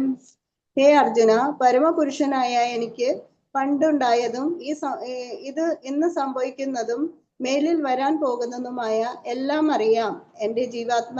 എല്ലാ ജീവാത്മാക്കളും എനിക്ക് സുപരിചിതരാണ്, പക്ഷെ എന്നെ ആർക്കും അറിയാൻ വയ്യ. നമ്മൾ കഴിഞ്ഞ അധ്യായത്തിൽ പഠിച്ചിട്ടുണ്ട്, ഭഗവാൻ അർജുനോട് പറയാണ്, അർജുന, ഞാൻ ഇതിനു മുമ്പ് ഈ ഗീതാപദേശം സൂര്യദേവൻ വിവസ്വാന് പറഞ്ഞു കൊടുത്തിട്ടുണ്ട്. അത് എനിക്ക് ഓർമ്മയുണ്ട്, പക്ഷെ നിനക്ക് ഓർമ്മയില്ല. കാരണം എന്താണ്? ഭഗവാന് ആദിപുരുഷനാണ്. ഭഗവാനിൽ നിന്നാണ് എല്ലാം ഉൽപ്പത്തിയായത്. എന്നിട്ട് ഭഗവാൻ എല്ലാ ഹൃദയങ്ങളിലും പരമാത്മാ രൂപേണെ പ്രവേശിച്ച് അവരെ നോക്കിക്കൊണ്ടിരിക്കും, അവരെ വീക്ഷിച്ചുകൊണ്ടിരിക്കും, അവർക്ക് സാക്ഷിയായിക്കൊണ്ടിരിക്കും അവരുടെ പ്രവർത്തനങ്ങളെ. അപ്പൊ അതുകൊണ്ട് ഭഗവാന്റെ ശരീരവും ആത്മാവും ഒന്ന് തന്നെയാണ്. അദ്ദേഹത്തിന്റെ ശരീരം അതീന്ദ്രിയമാണ്, ശാശ്വതവുമാണ്, ഒരിക്കലും നശിക്കാത്തതാണ്. അദ്ദേഹം വരുന്നത്, അദ്ദേഹത്തിന്റെ ശരീരം നശിക്കുന്നില്ല, ശരീരം മാറുന്നില്ല. ആ ശരീരത്തിൽ കൂടി വേറെ രൂപം എടുത്താണ് അദ്ദേഹം വരുന്നത്. അപ്പൊ അദ്ദേഹത്തിന്റെ ശരീരം ആത്മാവും ഒന്നായതുകൊണ്ട് അദ്ദേഹത്തിന് തന്റെ എല്ലാവരുടെയും കാര്യങ്ങൾ അറിയാം. കാരണം എല്ലാവരുടെയും ഹൃദയത്തിൽ ഇരുന്നുകൊണ്ട് പരമാത്മാ രൂപേണ ഭഗവാൻ നമ്മളെ വീക്ഷിച്ചുകൊണ്ടിരിക്കുകയാണ്. അപ്പൊ എല്ലാവരും ചെയ്യുന്ന എല്ലാവരുടെയും കാര്യങ്ങൾ എല്ലാവരെയും ഭഗവാൻ അറിയാം. പക്ഷെ നമുക്ക് ആരെയും അറിയില്ല. നമുക്കിപ്പം ഇന്നലെ എന്താ ചെയ്തിരുന്ന ഈ സമയത്തെന്ന് ചോദിച്ചു കഴിഞ്ഞാൽ നമുക്കത് അറിയില്ല. ചിലർക്ക് ഓർമ്മയുണ്ടാവും, ചിലപ്പോൾ അറിയില്ല. പക്ഷെ കഴിഞ്ഞ ജന്മത്തെ കാര്യങ്ങളൊന്നും അറിയാനേ പറ്റില്ല. കാരണം എന്താണ്? നമ്മുടെ ശരീരം നശ്വരമാണ്, നശിക്കുന്നതാണ് നമ്മുടെ ശരീരം. ആത്മാവിന് നാശമില്ല, പക്ഷെ ശരീരം നശിക്കുന്നതാണ്. അതുകൊണ്ടാണ് നമുക്കൊന്നും ഓർമ്മയില്ലാത്തത്. പക്ഷെ ഭഗവാന് ഇതെല്ലാം, എല്ലാ ജീവാത്മാക്കളെയും അറിയാം. ഭഗവാന് എല്ലാം ഓർമ്മയുണ്ട്. 7:27 ഇച്ഛാദേശസമുത്തേന ഗന്ധമോഹേന ഭാരത സർവഭൂതാനി സമ്മോഹം സർഗേ യാന്തി പരന്തപ.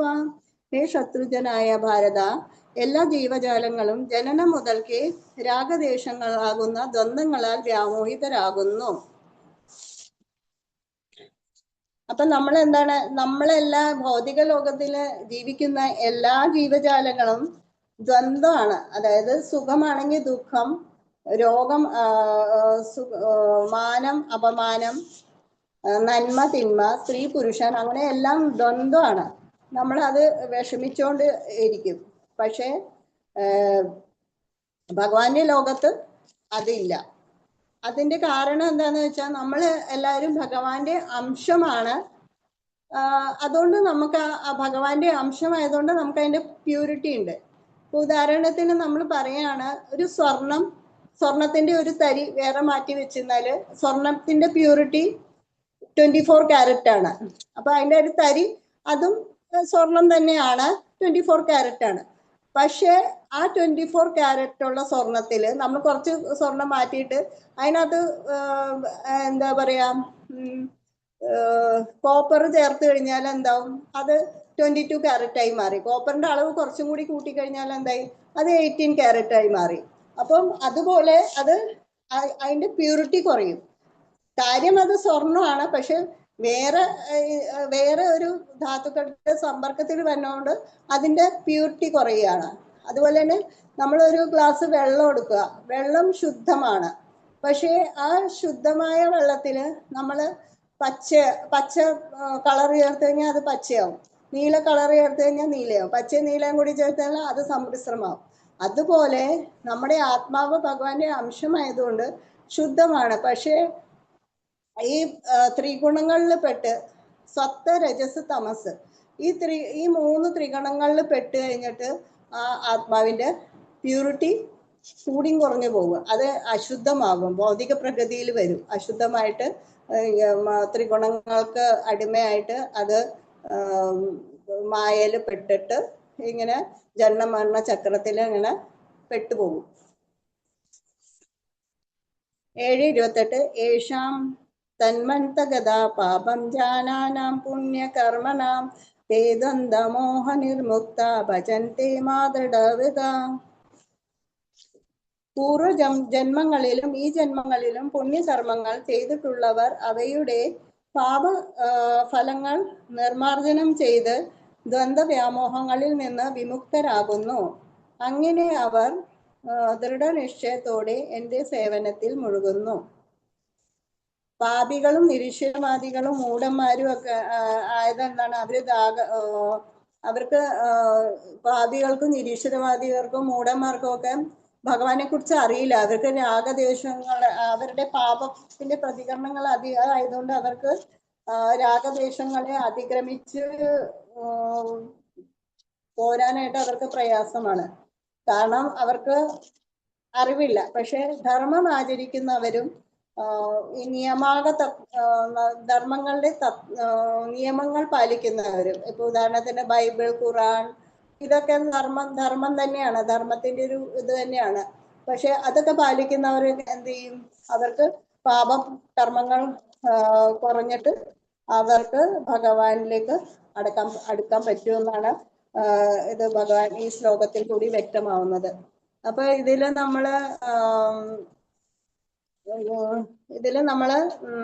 നമ്മൾ എന്താ ചെയ്യേണ്ടത്? നമുക്ക് കൃഷ്ണബോധത്തിലേക്ക് വരണം. അപ്പൊ കൃഷ്ണബോധത്തിലേക്ക് വരണമെങ്കിൽ തന്നെ ക്രമേണ അവരുടെ പാപകർമ്മങ്ങൾ പ്രതികരണങ്ങൾ കുറഞ്ഞാലാണ് അവർ കൃഷ്ണബോധത്തിലേക്ക് വരുന്നത്.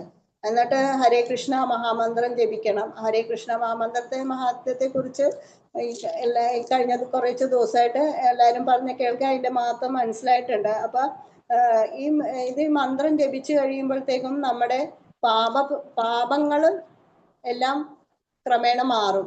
പിന്നെ ഭഗവാന്റെ അത് മന്ത്രം ജപിച്ചതോടി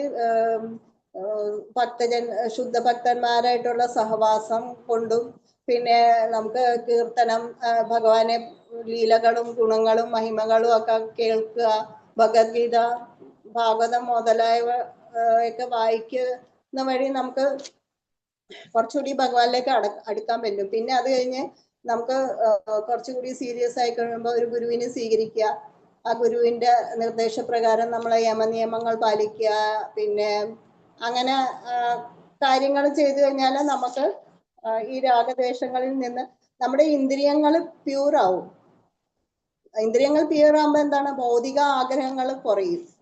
ഭൗതിക ആഗ്രഹങ്ങൾ കുറയുമ്പോൾ നമ്മുടെ മനസ്സ് കൃഷ്ണനിൽ തന്നെ ഉറയ്ക്കും. അപ്പൊ അങ്ങനെ ഉറയ്ക്കുമ്പോൾ നമുക്ക് ലാസ്റ്റ് സമയത്ത് ഭഗവാനെ സ്മരിക്കാൻ പറ്റും. 7:29 ജരാമരണമോക്ഷായ മാമാസിത്യേയ തന്തിയേ തേ ബ്രഹ്മ തദ്വിഹുവ വിത്സന്നാം അധ്യാത്മകർമ്മ ചാഖിലം. വാർദ്ധക്യത്തിൽ നിന്നും മൃത്യുവിൽ നിന്നും മോചനം നേടാൻ പ്രയത്നിക്കുന്ന ബുദ്ധിമാന്മാർ ഭക്തിഭരിതമായ സേവനത്താൽ എന്നെ ആശ്രയിക്കുന്നു. ആധ്യാത്മിക പ്രവർത്തനങ്ങളെ പറ്റി പൂർണ്ണ ജ്ഞാനം ഉള്ളവർ വാസ്തവത്തിൽ ബ്രഹ്മം തന്നെ.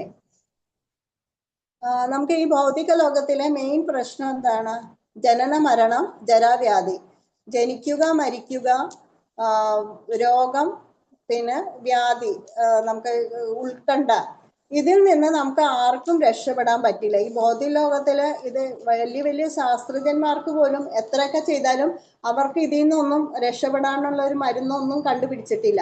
കുറച്ച് ആയുസ് കൂട്ടിയോ കുറയ്ക്കുകയോ ഇത്തിരി രോഗം മാറ്റുകയോ ഇത് ചെയ്യുന്നല്ലാതെ ഈ ടെൻഷൻ അങ്ങനെയുള്ള കാര്യങ്ങളൊന്നും ആർക്കും മാറ്റാൻ പറ്റില്ല. ഇതാണ് ഭൗതിക ലോകത്തിന്റെ പ്രശ്നം. അപ്പൊ ഇതിന്ന് ഭഗവാൻ 7-ാം അധ്യായത്തിൽ തന്നെ കഴിഞ്ഞ ക്ലാസ്സിൽ നിങ്ങൾ കേട്ടിട്ടുണ്ടാവും. ചതുർവിധ ഭജന്തെ മാ ജന സുഹൃതിയോ സോ അർജുന ആർത്തോ ജിജ്ഞാസു ജാനീച്ച വരദർശഭ. അതായത് ധനം ആഗ്രഹിക്കുന്നവർ, ദുഃഖിതർ, പിന്നെ ഭഗവാനെ കുറിച്ച് അറിയാനുള്ള ജിജ്ഞാസുകൾ, അറിവ് ആഗ്രഹിക്കുന്നവർ, പിന്നെ ജാനി, അറിവ്, ഭഗവാനെ കുറിച്ചുള്ള അറിവുള്ള ആൾക്കാർ. ഈ 4 തരത്തില് സുകൃതി ചെയ്ത ആൾക്കാര്, പുണ്യം ചെയ്ത ആൾക്കാരാണ് ഭഗവാന്റെ അടുത്ത് വന്നത്. പക്ഷെ അവര് തൽക്കാലം അവരെ ആഗ്രഹങ്ങൾ സാധിക്കാൻ വേണ്ടി വരുന്നതാണെങ്കിലും ഭഗവാന്റെ സമ്പർക്കത്തിൽ വരുന്നതുകൊണ്ട് അവര് പ്യുവർ ആവും. ഇപ്പൊ ഉദാഹരണത്തില് ഭഗവാന്റെ സമ്പർക്കത്തിൽ വരുമ്പോൾ അവര് പ്യുവർ ആവും. അപ്പൊ അവർക്ക് പിന്നെ അവർക്ക് കൃഷ്ണാബോധത്തിൽ വന്നിട്ട് അവർക്ക് ഈ ജനന മരണ ചക്രത്തിൽ നിന്ന് അവർക്ക് മോക്ഷം കിട്ടി അവർക്ക് ഭഗവാന്റെ ലോകത്ത് എത്താൻ സാധിക്കും. ഇനി അവസാനത്തെ ശ്ലോകമാണ് 7:30. സാധി ഭൂതാദി ദൈവമ്മ സാധി യജ്ഞച്ചായ വേവിദുഹ പ്രയാണ കാലേ അപി ചാമ ദേവിദുർയുക്ത ചേതസാ. എന്നെ അറിയുകയും എപ്പോഴും എന്നെ കുറിച്ചുള്ള ബോധം പുലർത്തുകയും ചെയ്യുന്നവൻ ഭൗതിക പ്രപഞ്ചങ്ങളുടെയും ദേവന്മാരുടെയും സർവ യജ്ഞങ്ങളുടെയും നിയന്താവായ ഭഗവാൻ ഞാൻ എന്ന് അറിയുന്നവർ മരണ സമയത്ത് പോലും എന്നെ സ്മരിക്കും. അപ്പൊ നമുക്ക് മരണസമയത്ത് ഭഗവാനെ സ്മരിച്ചു കഴിഞ്ഞാൽ ഭഗവാന്റെ ഭാവത്തിൽ എത്തുമെന്നുള്ള ഒരു സംശയമില്ല. അത് നമ്മൾ ഇനിയിപ്പോ 8-ാം അധ്യായത്തിൽ പഠിക്കും. എന്നാലും ഞാനത് മുൻകൂട്ടി പറയാണ്. അപ്പം നമുക്ക് ഭഗവാന്റെ ആ സമയത്ത് നമുക്ക് ഭഗവാനെ സ്മരിക്കണമെങ്കിൽ നമുക്ക് എന്ത് വേണം? നമുക്ക് പ്രാക്ടീസ് വേണം. ഇപ്പൊ ഫോർ എക്സാമ്പിൾ നമ്മളൊരു എക്സാം എഴുതുവാണ്. അപ്പൊ നമുക്ക് എക്സാം എഴുതണമെങ്കിൽ തലേ ദിവസം ഇരുന്ന് പഠിച്ചാൽ മതിയോ? 1 വർഷത്തെ കോഴ്സ് ആണെങ്കിൽ നമ്മളത് ആദ്യം തുടങ്ങിയ ആ കോഴ്സ് സ്റ്റാർട്ട് ചെയ്യുമ്പോൾ തന്നെ കുറേശ്ശെ പഠിച്ച് പ്രാക്ടീസ് ചെയ്താലേ നമുക്ക് ആ എക്സാം വരുന്ന സമയത്ത് ആ എക്സാം നന്നായിട്ട് എഴുതാൻ പറ്റുള്ളൂ. അതുപോലെ നമ്മള് മരിക്കുന്ന സമയത്ത് ഭഗവാനെ വിചാരിക്കാന്ന് വെച്ച് കഴിഞ്ഞാൽ അത് നടക്കണ കാര്യമില്ല.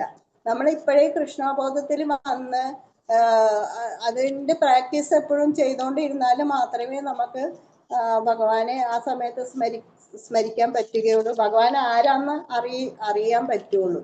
അല്ലാതെ ഭഗവാനെ അറിയാത്ത ആൾക്കാർ ആ സമയത്ത് പോയി ഭഗവാനെ വിചാരിച്ചിട്ട് ഇപ്പൊ നമുക്ക് സുഖിച്ച് ഒരു ജീവിതം ഉള്ളൂ, അതുകൊണ്ട് നമ്മളത് മാക്സിമം എൻജോയ് ചെയ്ത് സുഖിച്ച് ജീവിക്കാം, എന്നിട്ട് മരിക്കണ സമയത്ത് വയസ്സാവുമ്പോൾ നമുക്ക് ഭഗവാനെ വിചാരിക്കാമെന്ന് വിചാരിച്ചാല് അത് നടക്കില്ല. കാരണം ആ സമയത്തും നമുക്ക് വാർദ്ധക്യമാണ്, ആരോഗ്യമില്ല, രോഗമാണ്. അപ്പൊ നമ്മൾ ഭഗവാനെ വിചാരിക്കാൻ പോകുമോ? ഇതിനൊക്കെ ഒരു പരിഹാരം കാണാൻ പോകുമോ? അപ്പൊ നമ്മള് മാക്സിമം നേരത്തെ തന്നെ കൃഷ്ണാബോധത്തിൽ വന്നിട്ട് പ്രാക്ടീസ് ചെയ്യുകയാണെങ്കിൽ മാത്രമേ നമുക്ക് മരിക്കുന്ന സമയത്ത് ഭഗവാനെ സ്മരിക്കാൻ പറ്റുള്ളൂ.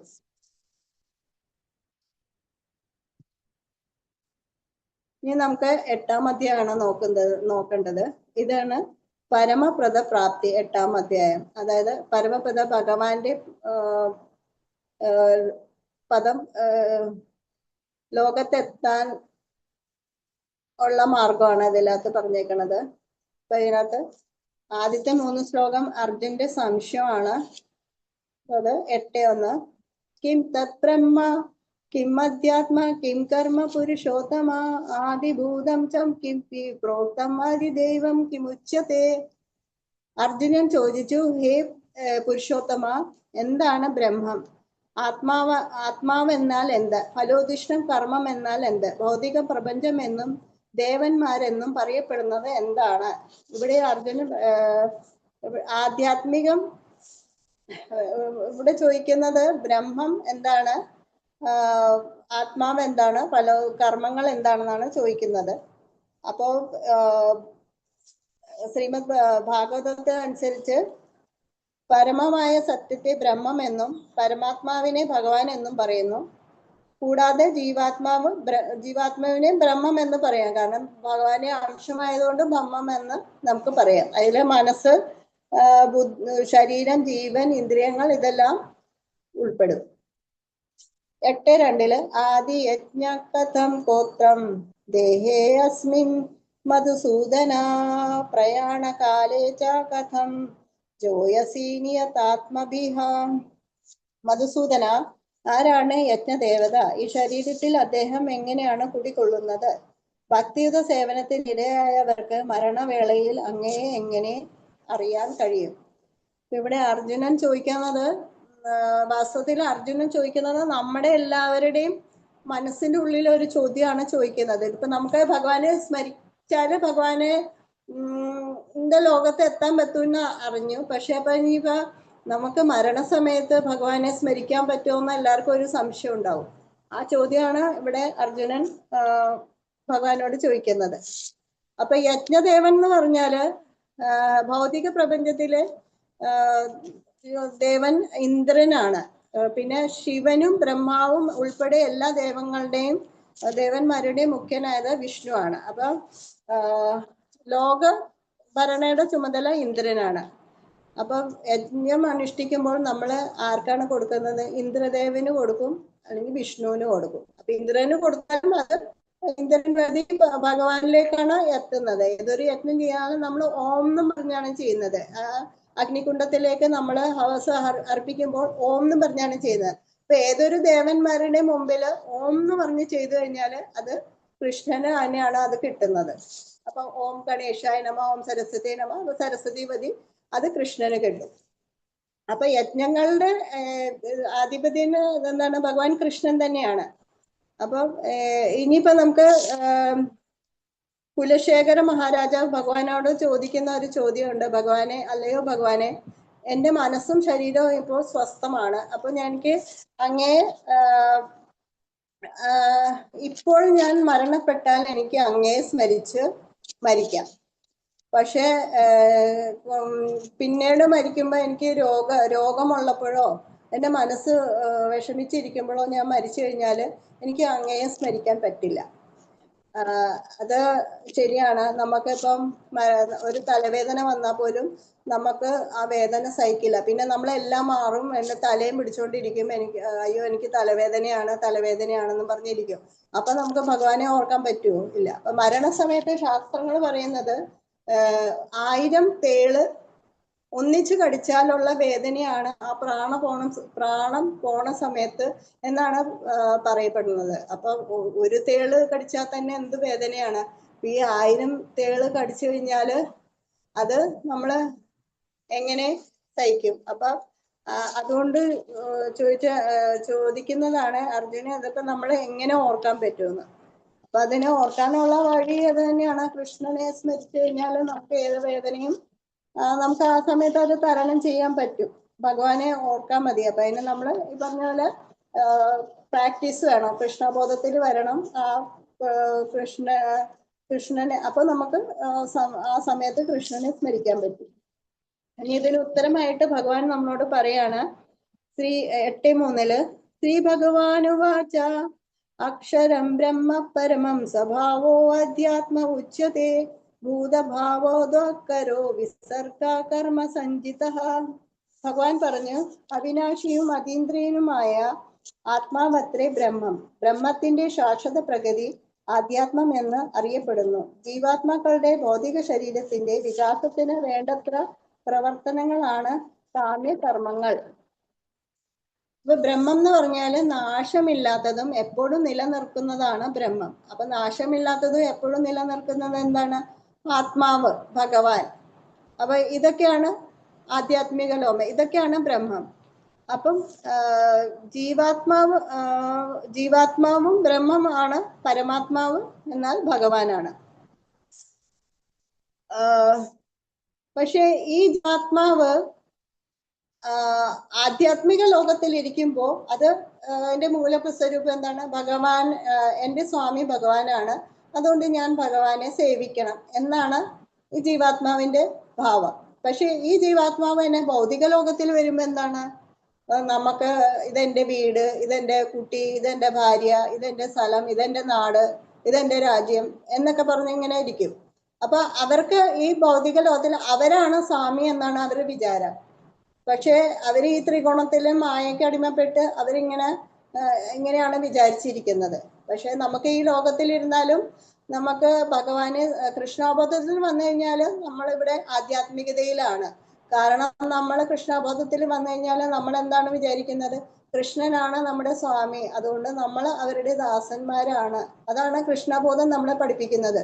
നമ്മളിപ്പോ ആധ്യാത്മിക ലോകത്തിലല്ലെങ്കിലും നമ്മൾ ഈ ഭൗതിക ലോകത്താണെങ്കിലും കൃഷ്ണബോധം നമ്മളെ പഠിപ്പിക്കുന്നത് ഇതാണ്. ഇനി അടുത്തത് ആദിഭൂതം ശരോ ഭാവ പുരുഷാദി ദൈവതം ആദി യജ്ഞോഹമേ മാത്ര ദേഹേ ദേഹഭൂതാമര. ശരീരം കൊണ്ടവരിൽ ശ്രേഷ്ഠനായവരെ എപ്പോഴും മാറിക്കൊണ്ടിരിക്കുന്ന ഭൗതിക പ്രകൃതിയാണ് ആദിഭൂതം. ശരീരം കൊണ്ടും എപ്പോഴും മാറിക്കൊണ്ടിരിക്കുന്ന സാധനങ്ങളാണ് ആദിഭൂതം. പിന്നെ സൂര്യനും ചന്ദ്രനും ദേവന്മാരും ഇവരൊക്കെയാണ്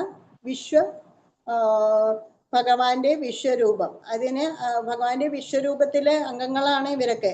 എന്താണ് ദേവന്മാരും സൂര്യൻ ചന്ദ്രനും ഇതൊക്കെ ഭഗവാന്റെ വിശ്വരൂപത്തിലെ ഭഗവാന്റെ ഓരോ കൈകൾ കാലുകൾ പാർട്ടുകളൊക്കെയാണ്. അപ്പൊ ഇവരാണ് ആദിദൈവം. ഇവരാണ് ആദിദൈവം എന്ന് പറയുന്നത്. പിന്നെ സകല ഹൃദയങ്ങളിലും വാഴുന്ന പരമാത്മാവാണ് കൃഷ്ണൻ. അതിനെയാണ് ആദിയജ്ഞം എന്ന് പറയുന്നത്. അതായത് യജ്ഞദേവൻ എന്ന് പറഞ്ഞാല് കൃഷ്ണൻ തന്നെയാണ്. അത് എല്ലാ ഹൃദയങ്ങളിലും ഇരിക്കുന്ന കൃഷ്ണൻ തന്നെയാണ്. അതാണ് ആദിയജ്ഞം. അപ്പൊ ഭൗതിക പ്രകൃതിയുടെ ശരീരം മാറിക്കൊണ്ടിരിക്കും അല്ലെ. ഭൗതിക പ്രകൃതിയിൽ 6 അവസ്ഥയിൽ കൂടിയാണ് ഇത് കിടക്കണം. ആദ്യം ജനനം ഉണ്ടാവും, പിന്നെ വളർച്ച ഉണ്ടാവും, പിന്നെ അത് സ്ഥിതി ചെയ്യും, സ്ഥിരം ആ വളർച്ചയിൽ സ്ഥിതി ചെയ്യും, പിന്നെ ഉത്പാദനം ചെയ്യും, പിന്നെ അത് ക്രമേണ ക്ഷയിക്കും, പിന്നെ നാശം സംഭവിക്കും. അങ്ങനെ ഈ 6 അവസ്ഥയിൽ കൂടിയാണ് ഈ ഭൗതിക പ്രകൃതിയും ശരീരവും കടന്നു പോകുന്നത്. എല്ലാ ദേവന്മാരുടെ അവരുടെ ഗ്രഹങ്ങൾക്ക് ദേവന്മാരും ആദിദേവന്മാരാണ്. ഇനി നമുക്ക് ഇത് പറയാം. 8:5 അന്തകാലേ ച മാമേവ സ്വരൻ മുക്ത കലേവരം യപ്രയാതി സമദ്ഭാവം യാതി നാസ്തസ്യ സംശയ.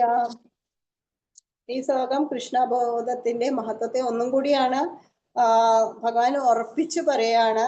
മരണസമയത്ത് കൃഷ്ണനെ ഓർക്കുന്ന നിസ്സാര കാര്യം എന്താണ്? മരണസമയത്ത് എന്നെ സ്മരിച്ചുകൊണ്ട് ശരീരം ത്യജിക്കുന്ന അവൻ എൻ്റെ ഭാവത്തെ ഉടനെ തന്നെ പ്രാപിക്കും എന്ന് അതിലൊരു സംശയം ഇല്ല.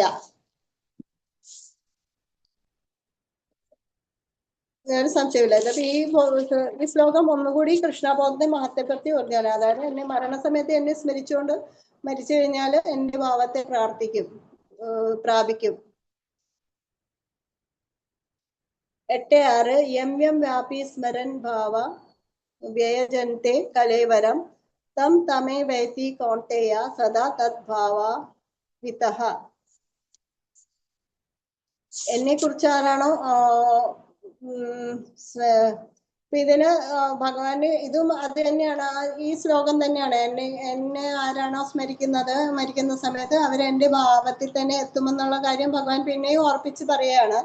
അപ്പം ഇതിനൊരു ഉദാഹരണം, ഭരത് മഹാരാജാവ് വലിയൊരു ഭക്തനായിരുന്നു. എല്ലാ കാര്യങ്ങളും ഭയങ്കര ചിട്ടയോട് ചെയ്യുന്ന ഒരാളായിരുന്നു. എപ്പോഴും ഭഗവാന്റെ കാര്യത്തിൽ ഏർപ്പെടുന്ന ഒരാളായിരുന്നു. പക്ഷെ അവസാന സമയത്ത് ഒരു മാൻകുട്ടിയെ, അമ്മ മരിച്ചു പോയ ഒരു മാൻകുട്ടിയെ എടുത്ത് വളർത്താനിടയായി. എന്നിട്ട് എപ്പോഴും അപ്പൊ ആ മാൻകുട്ടിയിലേക്കായി അദ്ദേഹത്തിന്റെ ശ്രദ്ധ.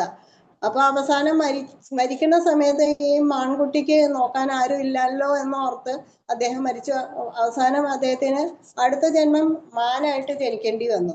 അപ്പൊ നമ്മൾക്ക് ഈ എപ്പോഴും നമുക്ക് ഓരോരുത്തരോടും മമത ഉണ്ടാവും. നമ്മുടെ കുട്ടികൾ, പിന്നെ ഭർത്താവ് അല്ലെങ്കിൽ ബന്ധുക്കളോടൊക്കെ ഒരു മമത ഉണ്ടാവും. ആ അറ്റാച്ച്മെന്റ് നമ്മൾ വിട്ടിട്ട് അത് നമുക്ക് വിടാൻ എളുപ്പമുള്ള കാര്യമല്ല. അതിന് നമ്മൾ കൃഷ്ണബോധത്തിൽ വന്നാലേ നമുക്ക് മരണസമയത്ത് ഭഗവാനെ സ്മരിക്കാൻ പറ്റുള്ളൂ. 8:7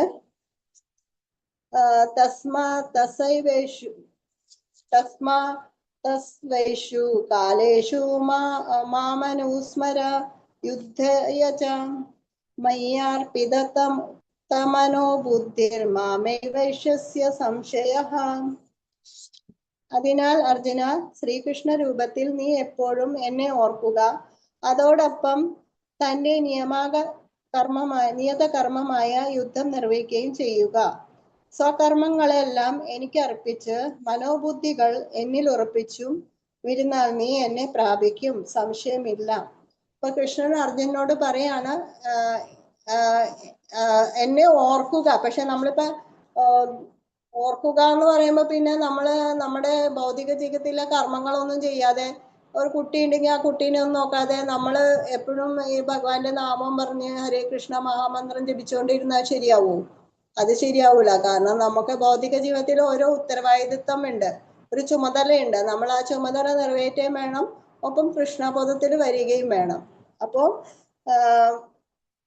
അത് നമുക്ക് ചെയ്താലേ അർജുന, എന്നിട്ട് നമ്മുടെ കർമ്മം നമ്മൾ ഭഗവാനെ അർപ്പിക്കുക. അതിന്റെ ഫലം ഇച്ഛിക്കാതെ കർമ്മം ഭഗവാനെ അർപ്പിച്ച് ചെയ്യുക. അത് വളരെ ഈസിയാണ്. കാരണം നമുക്കിപ്പോ ഒരു പ്രസാദം ഉണ്ടാക്കുകയാണെങ്കിൽ അതെങ്ങനെ ചെയ്യാൻ പറ്റുമെന്ന് നമ്മൾ ആലോചിക്കും. പക്ഷെ നമ്മൾ എന്ത് കഴിക്കുന്നോ അത് ഭഗവാനെ നിവേദിക്കുക. ഒരു പുഷ്പമോ ഫലമോ പ്രസാദം ആക്കി നിവേദിക്കുക. ആ പ്രസാദം നമ്മളെല്ലാവർക്കും കൊടുത്തു കഴിഞ്ഞാൽ അത് ഭഗവാന് വേണ്ടി ചെയ്യുന്ന കർമ്മമാണ്. നമുക്ക് അതിന്റെ കർമ്മഫലവും കിട്ടില്ല, എന്നാൽ നമ്മൾ ഭഗവാന് വേണ്ടി ചെയ്യുന്ന. അങ്ങനെ നമ്മൾ എന്ത് ചെയ്താലും, പക്ഷെ നമുക്ക് ഈ പ്രസാദം എന്ത് കർമ്മം ചെയ്താലും ഭഗവാനെ അർപ്പിച്ച് ചെയ്യുക. അപ്പൊ നമുക്ക് ലാസ്റ്റ് സമയത്ത് നമുക്ക് ഭഗവാനെ ഓർക്കാൻ പറ്റും. 8 അഭ്യാസയോഗയുക്തേന ചേതസാനാന്യഗാമിന പരമം പുരുഷം ദിവ്യം യാന്തി പാർത്ഥാനുചിന്തയൻ. എന്നെ പരമദിവ്യോത്തം പുരുഷനായി ആരാണോ ധ്യാനിക്കുന്നത്, ആരാണോ മാർഗത്തിൽ നിന്ന് വ്യതിചലിക്കാതെ തുടർച്ചയായി എന്നെ മനസ്സിൽ സ്മരിക്കുന്നത്, അല്ലയോ പാർത്ഥ, അയാൾ നിശ്ചയമായും എന്നെ പ്രാപിക്കും. ഇവിടെ പിന്നെയും ഭഗവാൻ ഉറച്ചു പറയുന്നതാണ്, എന്നെ സ്മരിക്കുന്നതിന്റെ പ്രാധാന്യത്തെ കുറിച്ചാണ് പറയുന്നത്. അതായത് മാർഗത്തിൽ നിന്ന് ഒട്ടും വ്യതിചലിക്കാതെ, അതായത് നമ്മള് ഒട്ടും പിഴ കൂടാണ്ട് ഭഗവാന്റെ സേവനത്തിൽ ഏർപ്പെട്ട് കഴിഞ്ഞാല് ഭഗവാന്റെ ധാമത്തെത്താൻ പറ്റും എന്നാണ് പറയുന്നത്. അപ്പൊ നമുക്ക് ഹരേ കൃഷ്ണ മഹാമന്ത്രം ജപിച്ചു കഴിഞ്ഞാല് 3 ഗുണങ്ങളാണ് നമുക്ക് കിട്ടുന്നത്. അതായത് നമ്മള് മന്ത്രം ജപിക്കുമ്പോൾ നാക്കുകൊണ്ട് നാക്കിനെ നമ്മൾ കൊണ്ട് കീർത്തനം ചെയ്യാണ്, പിന്നെ ചെവി കൊണ്ട് കേൾക്കുകയാണ്, പിന്നെ നമ്മൾ സ്മരിക്കുകയും കൂടി ചെയ്യാണ്. അപ്പൊ ഈ ഒരു മന്ത്രം ജപിക്കുന്നതുകൊണ്ട് നമ്മുടെ 3 ഇന്ദ്രിയങ്ങളാണ് വർക്ക് ചെയ്യുന്നത്. അത് ഭയങ്കര ഈസിയാണ്. അപ്പൊ ആ ഇന്ദ്രിയങ്ങളിൽ ഭഗവാന്റെ നാമം എപ്പോഴും സ്മരിക്കുകയും ഇത് നമ്മൾ ജപിക്കുകയും കേൾക്കുകയും ചെയ്യുമ്പോൾ നമ്മുടെ ഇന്ദ്രിയങ്ങൾ പൂർണ്ണമാവും. അപ്പൊ ഹരേകൃഷ്ണ മഹാമന്ത്രം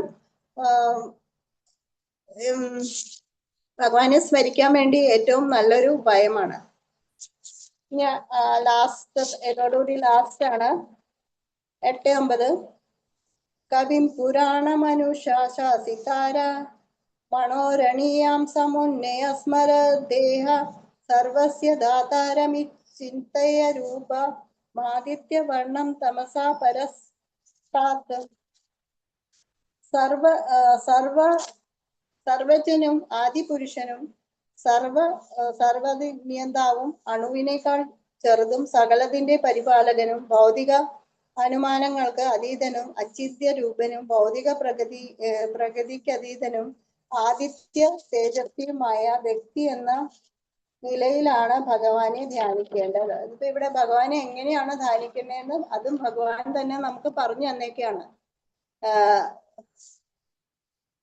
ആദ്യം നമ്മൾ ഭഗവാനെ പറ്റി ചിന്തിക്കുന്നത്, ഭഗവാന് ശൂന്യമല്ല, രൂപമില്ല എന്നല്ല വിചാരിക്കേണ്ടത്. ഒരു ശൂന്യതയെ കുറിച്ച് പറ്റില്ല. ഭഗവാന്റെ രൂപങ്ങൾ പലതും ഉണ്ട്. നരസിംഹമുണ്ട്, രാമമുണ്ട്, ശ്രീകൃഷ്ണനുണ്ട്. അങ്ങനെ ഏത് രൂപത്തിൽ വേണമെങ്കിലും നമുക്ക് ഉണ്ണികൃഷ്ണനുണ്ട്. അങ്ങനെ ഏത് രൂപത്തിലും നമുക്ക് ഭഗവാനെ ധ്യാനിക്കാം. ഭഗവാന് കവിന്ന് ഇവിടെ പറയുന്നുണ്ട്. കവി എന്ന് പറയുമ്പോൾ ഭഗവാന് ഭൂതവും ഭാവിയും വർത്തമാനവും ഇത് 3 അറിയാം. ഇത് ഞാൻ നേരത്തെ പറഞ്ഞിരുന്നു. അത് അറിയാവുന്നതിന്റെ കാരണം ഭഗവാൻ ആദി പുരുഷനാണ്. ഭഗവാന്റെ ശരീരവും ആത്മാവും ഒന്ന് തന്നെയാണ്. ഭഗവാന്റെ ശരീരം നശിക്കുന്നില്ല. ഒരേ ശരീരത്തിലാണ് ഭഗവാൻ പല പല അവതാരങ്ങൾ എടുക്കുന്നത്. അതേ ശരീരത്തിൽ, പക്ഷെ അവതാരത്തിന്റെ രൂപം എന്തായിരിക്കും? വ്യത്യസ്തമായിരിക്കും. ഭഗവാന്റെ വേറെ ശരീരമല്ല. അതുകൊണ്ടാണ് ഭഗവാൻ എല്ലാ കാര്യങ്ങളും ഓർത്തിരിക്കുന്നത്. പിന്നെ ഭഗവാനിൽ നിന്നാണ് എല്ലാം ഉണ്ടായത്. അത് 10ാമത്തെ ശ്ലോകത്തില് 10ാം അധ്യായത്തിലെ 8ാം ശ്ലോകത്തിൽ ഭഗവാൻ പറയുന്നുണ്ട്. പിന്നെ എല്ലാവരും പരമാത്മാ രൂപേണ എല്ലാ ഹൃദയങ്ങളിലും കൊണ്ടിട്ട് അവരെ നിയന്ത്രിക്കുന്നത് ആരാണ്? ഭഗവാൻ തന്നെയാണ് നിയന്ത്രിക്കുന്നത്. അതായത് ഭഗവാന് ആത്മാവിന്റെ സൈസ് എത്രയാണെന്ന് നമ്മൾ 2ാം അധ്യായത്തിൽ പറഞ്ഞിട്ടുണ്ട്. ഒരു മുടിയുടെ അഗ്രത്തിന്റെ 10,000-ൽ ഒരു ഭാഗമാണ് ആത്മാവിന്റെ സൈസ്.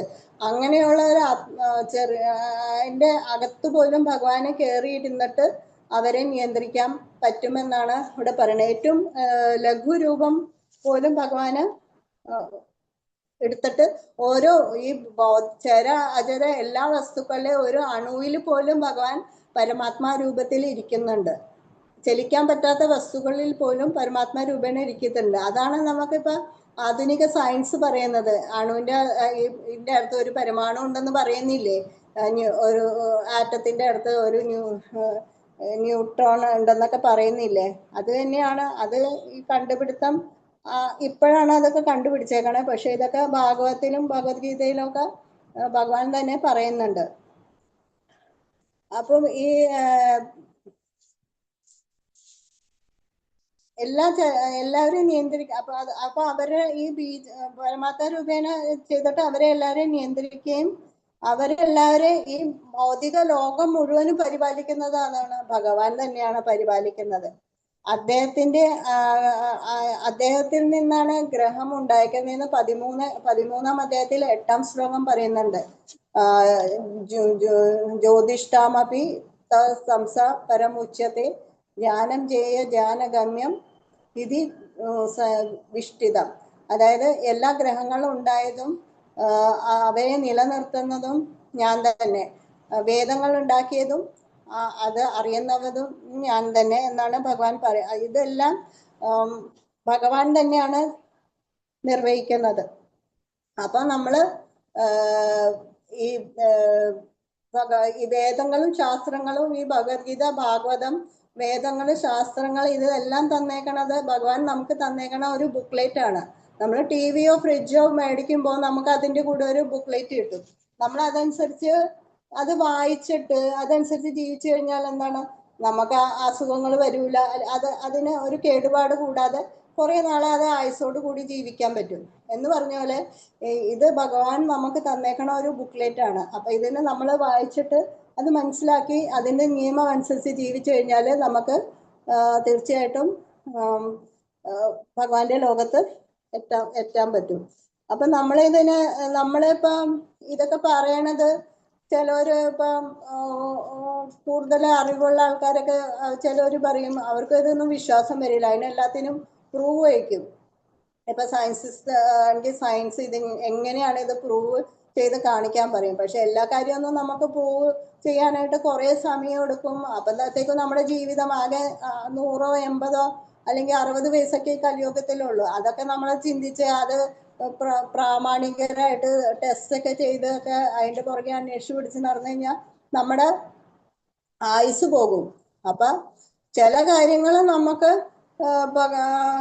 കാര്യങ്ങൾ നമുക്ക് അന്ധമായിട്ട് വിശ്വസിക്കേണ്ടി വരും. ഇപ്പൊ നമ്മുടെ അമ്മ പറയാണ് ഇതാണ് നിന്റെ അച്ഛൻ എന്ന് നമുക്കത് വിശ്വസിക്കണം. അല്ലാതെ നമ്മൾ അതിന്റെ പുറകെ പോയി DNA ടെസ്റ്റ് ഒക്കെ ചെയ്യാൻ പോകുമോ? ഇല്ലല്ലോ. നമ്മളത് വിശ്വസിക്കൂലേ? എന്ന് പറഞ്ഞാല് ഈ വേദങ്ങളും ശാസ്ത്രങ്ങളും ഗുരുക്കന്മാരും പൂർവാചാര്യന്മാരും ഒക്കെ പറയണം നമ്മൾ വിശ്വസിച്ച് കഴിഞ്ഞാൽ നമുക്ക് സമയം കളയാതെ വേഗം തന്നെ ഭഗവാന്റെ അടുത്തേക്ക് എത്താൻ പറ്റും. ഹരേ കൃഷ്ണ. കുറച്ച് സമയം കൂടിപ്പോയെന്ന് തോന്നുന്നു. കാരണം കുറച്ച് ലേറ്റ് ആയി പോയായിരുന്നു. എന്തെങ്കിലും തെറ്റുകുറ്റങ്ങളുണ്ടെങ്കിൽ എന്നോട് ക്ഷമിക്കുക. ഹരേ കൃഷ്ണ. ആർക്കെങ്കിലും എന്തെങ്കിലും സംശയം ഉണ്ടെങ്കിൽ ചോദിക്കാം. എനിക്കറിയില്ലെങ്കിൽ ഇവിടെ സീനിയർ ഡിവോട്ടീസ് ഉണ്ട്, അവര് പറഞ്ഞു തരും. ഹരേ കൃഷ്ണ. Hare Krishna Mataji, thank you. വളരെ ലളിതമായിട്ട് നമ്മൾ ഇത്രയും ശ്ലോകങ്ങള് ലളിതമായ ഉദാഹരണങ്ങൾ സഹിതം നമുക്ക് വിവരിച്ചു തന്ന ഹെർ ഗ്രേസ് ശാന്തമയി വ്രജറാണി ദേവി ദാസി മാതാജിക്ക് എല്ലാവരുടെയും പേരിൽ നന്ദി പറയുന്നു. ആർക്കെങ്കിലും എന്തെങ്കിലും സംശയം ഉണ്ടെങ്കിൽ ചോദിക്കാം, അല്ലെങ്കിൽ എന്തെങ്കിലും കമന്റ്സ് എന്തെങ്കിലും പറയാനുണ്ടെങ്കിൽ പറയാം. ഹരേ കൃഷ്ണ.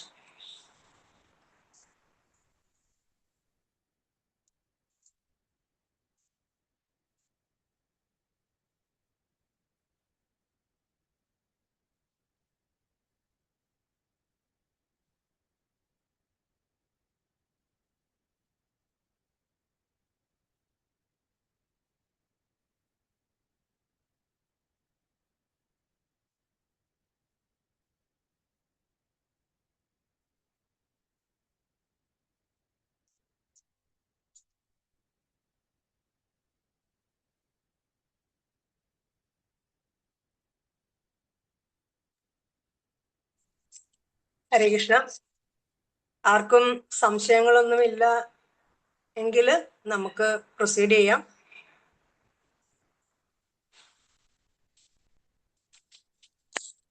ഹരേ കൃഷ്ണ. ഇന്ന് നമുക്ക് ഗീതാ മഹാത്മ്യം പറഞ്ഞു തന്ന ഭക്തിൻ സീതാദേവി മാതാജിക്കും ഹരിനാമ മഹിമയെ കുറിച്ച് പറഞ്ഞ ഹിസ് ഗ്രേസ് അനിലപതി ഗോവിന്ദദാസ് പ്രഭുവിനും, അതുപോലെ നമുക്ക് ഭഗവത്ഗീത ശ്ലോകങ്ങൾ വിശദീകരിച്ചു തന്ന ഹെർ ഗ്രേസ് ശാന്തമയി വ്രജറാണി ദേവിദാസി മാതാജിക്കും, അതുപോലെ ഇവിടെ സന്നിഹിതരായിരുന്ന എല്ലാ ഭക്തർക്കും നന്ദി പറഞ്ഞുകൊണ്ട് നമുക്ക് അടുത്ത അതിലേക്ക് കടക്കാം. നരസിംഹ പ്രയർ ചൊല്ലിക്കൊണ്ട് നമുക്ക് ഇന്നത്തെ സെഷൻ അവസാനിപ്പിക്കാം. ഹരേ കൃഷ്ണ. നമസ്തേ നരസിംഹായ പ്രളാദളാദദായിനേ ഹിരണ്യകാശിപോർവക്ഷഃ ശിലഢൻകാനഖാലായേ ഇതോ നരസിംഹ പരതോ നരസിംഹ യതോ യതോ യാമി തതോ നരസിംഹ ബഹിർനരസിംഹ ഹൃദയേ നരസിംഹ നരസിംഹമദീം ശരണം പ്രപദ്യേ തവ കരകമലവരേ നാഥ അദ്ഭുത ശൃംഗ ദളിത ഹിരണ്യകശിപു അനുഭൃംഗ കേശവധൃത നരഹരിരൂപ ജയ ജഗദീശ ഹരേ ജയ ജഗദീശ ഹരേ ജയ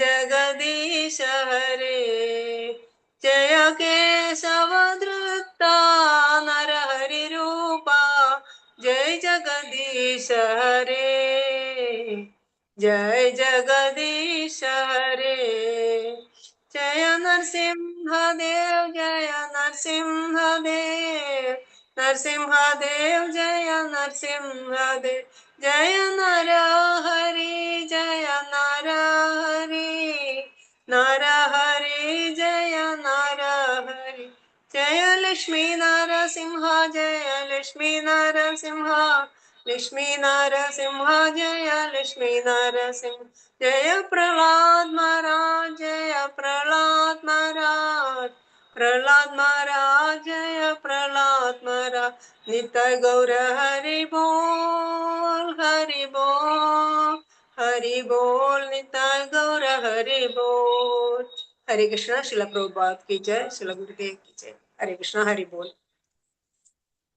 അപ്പൊ നമുക്ക് ഇന്നത്തെ സെഷൻ എൻഡ് ചെയ്യാം.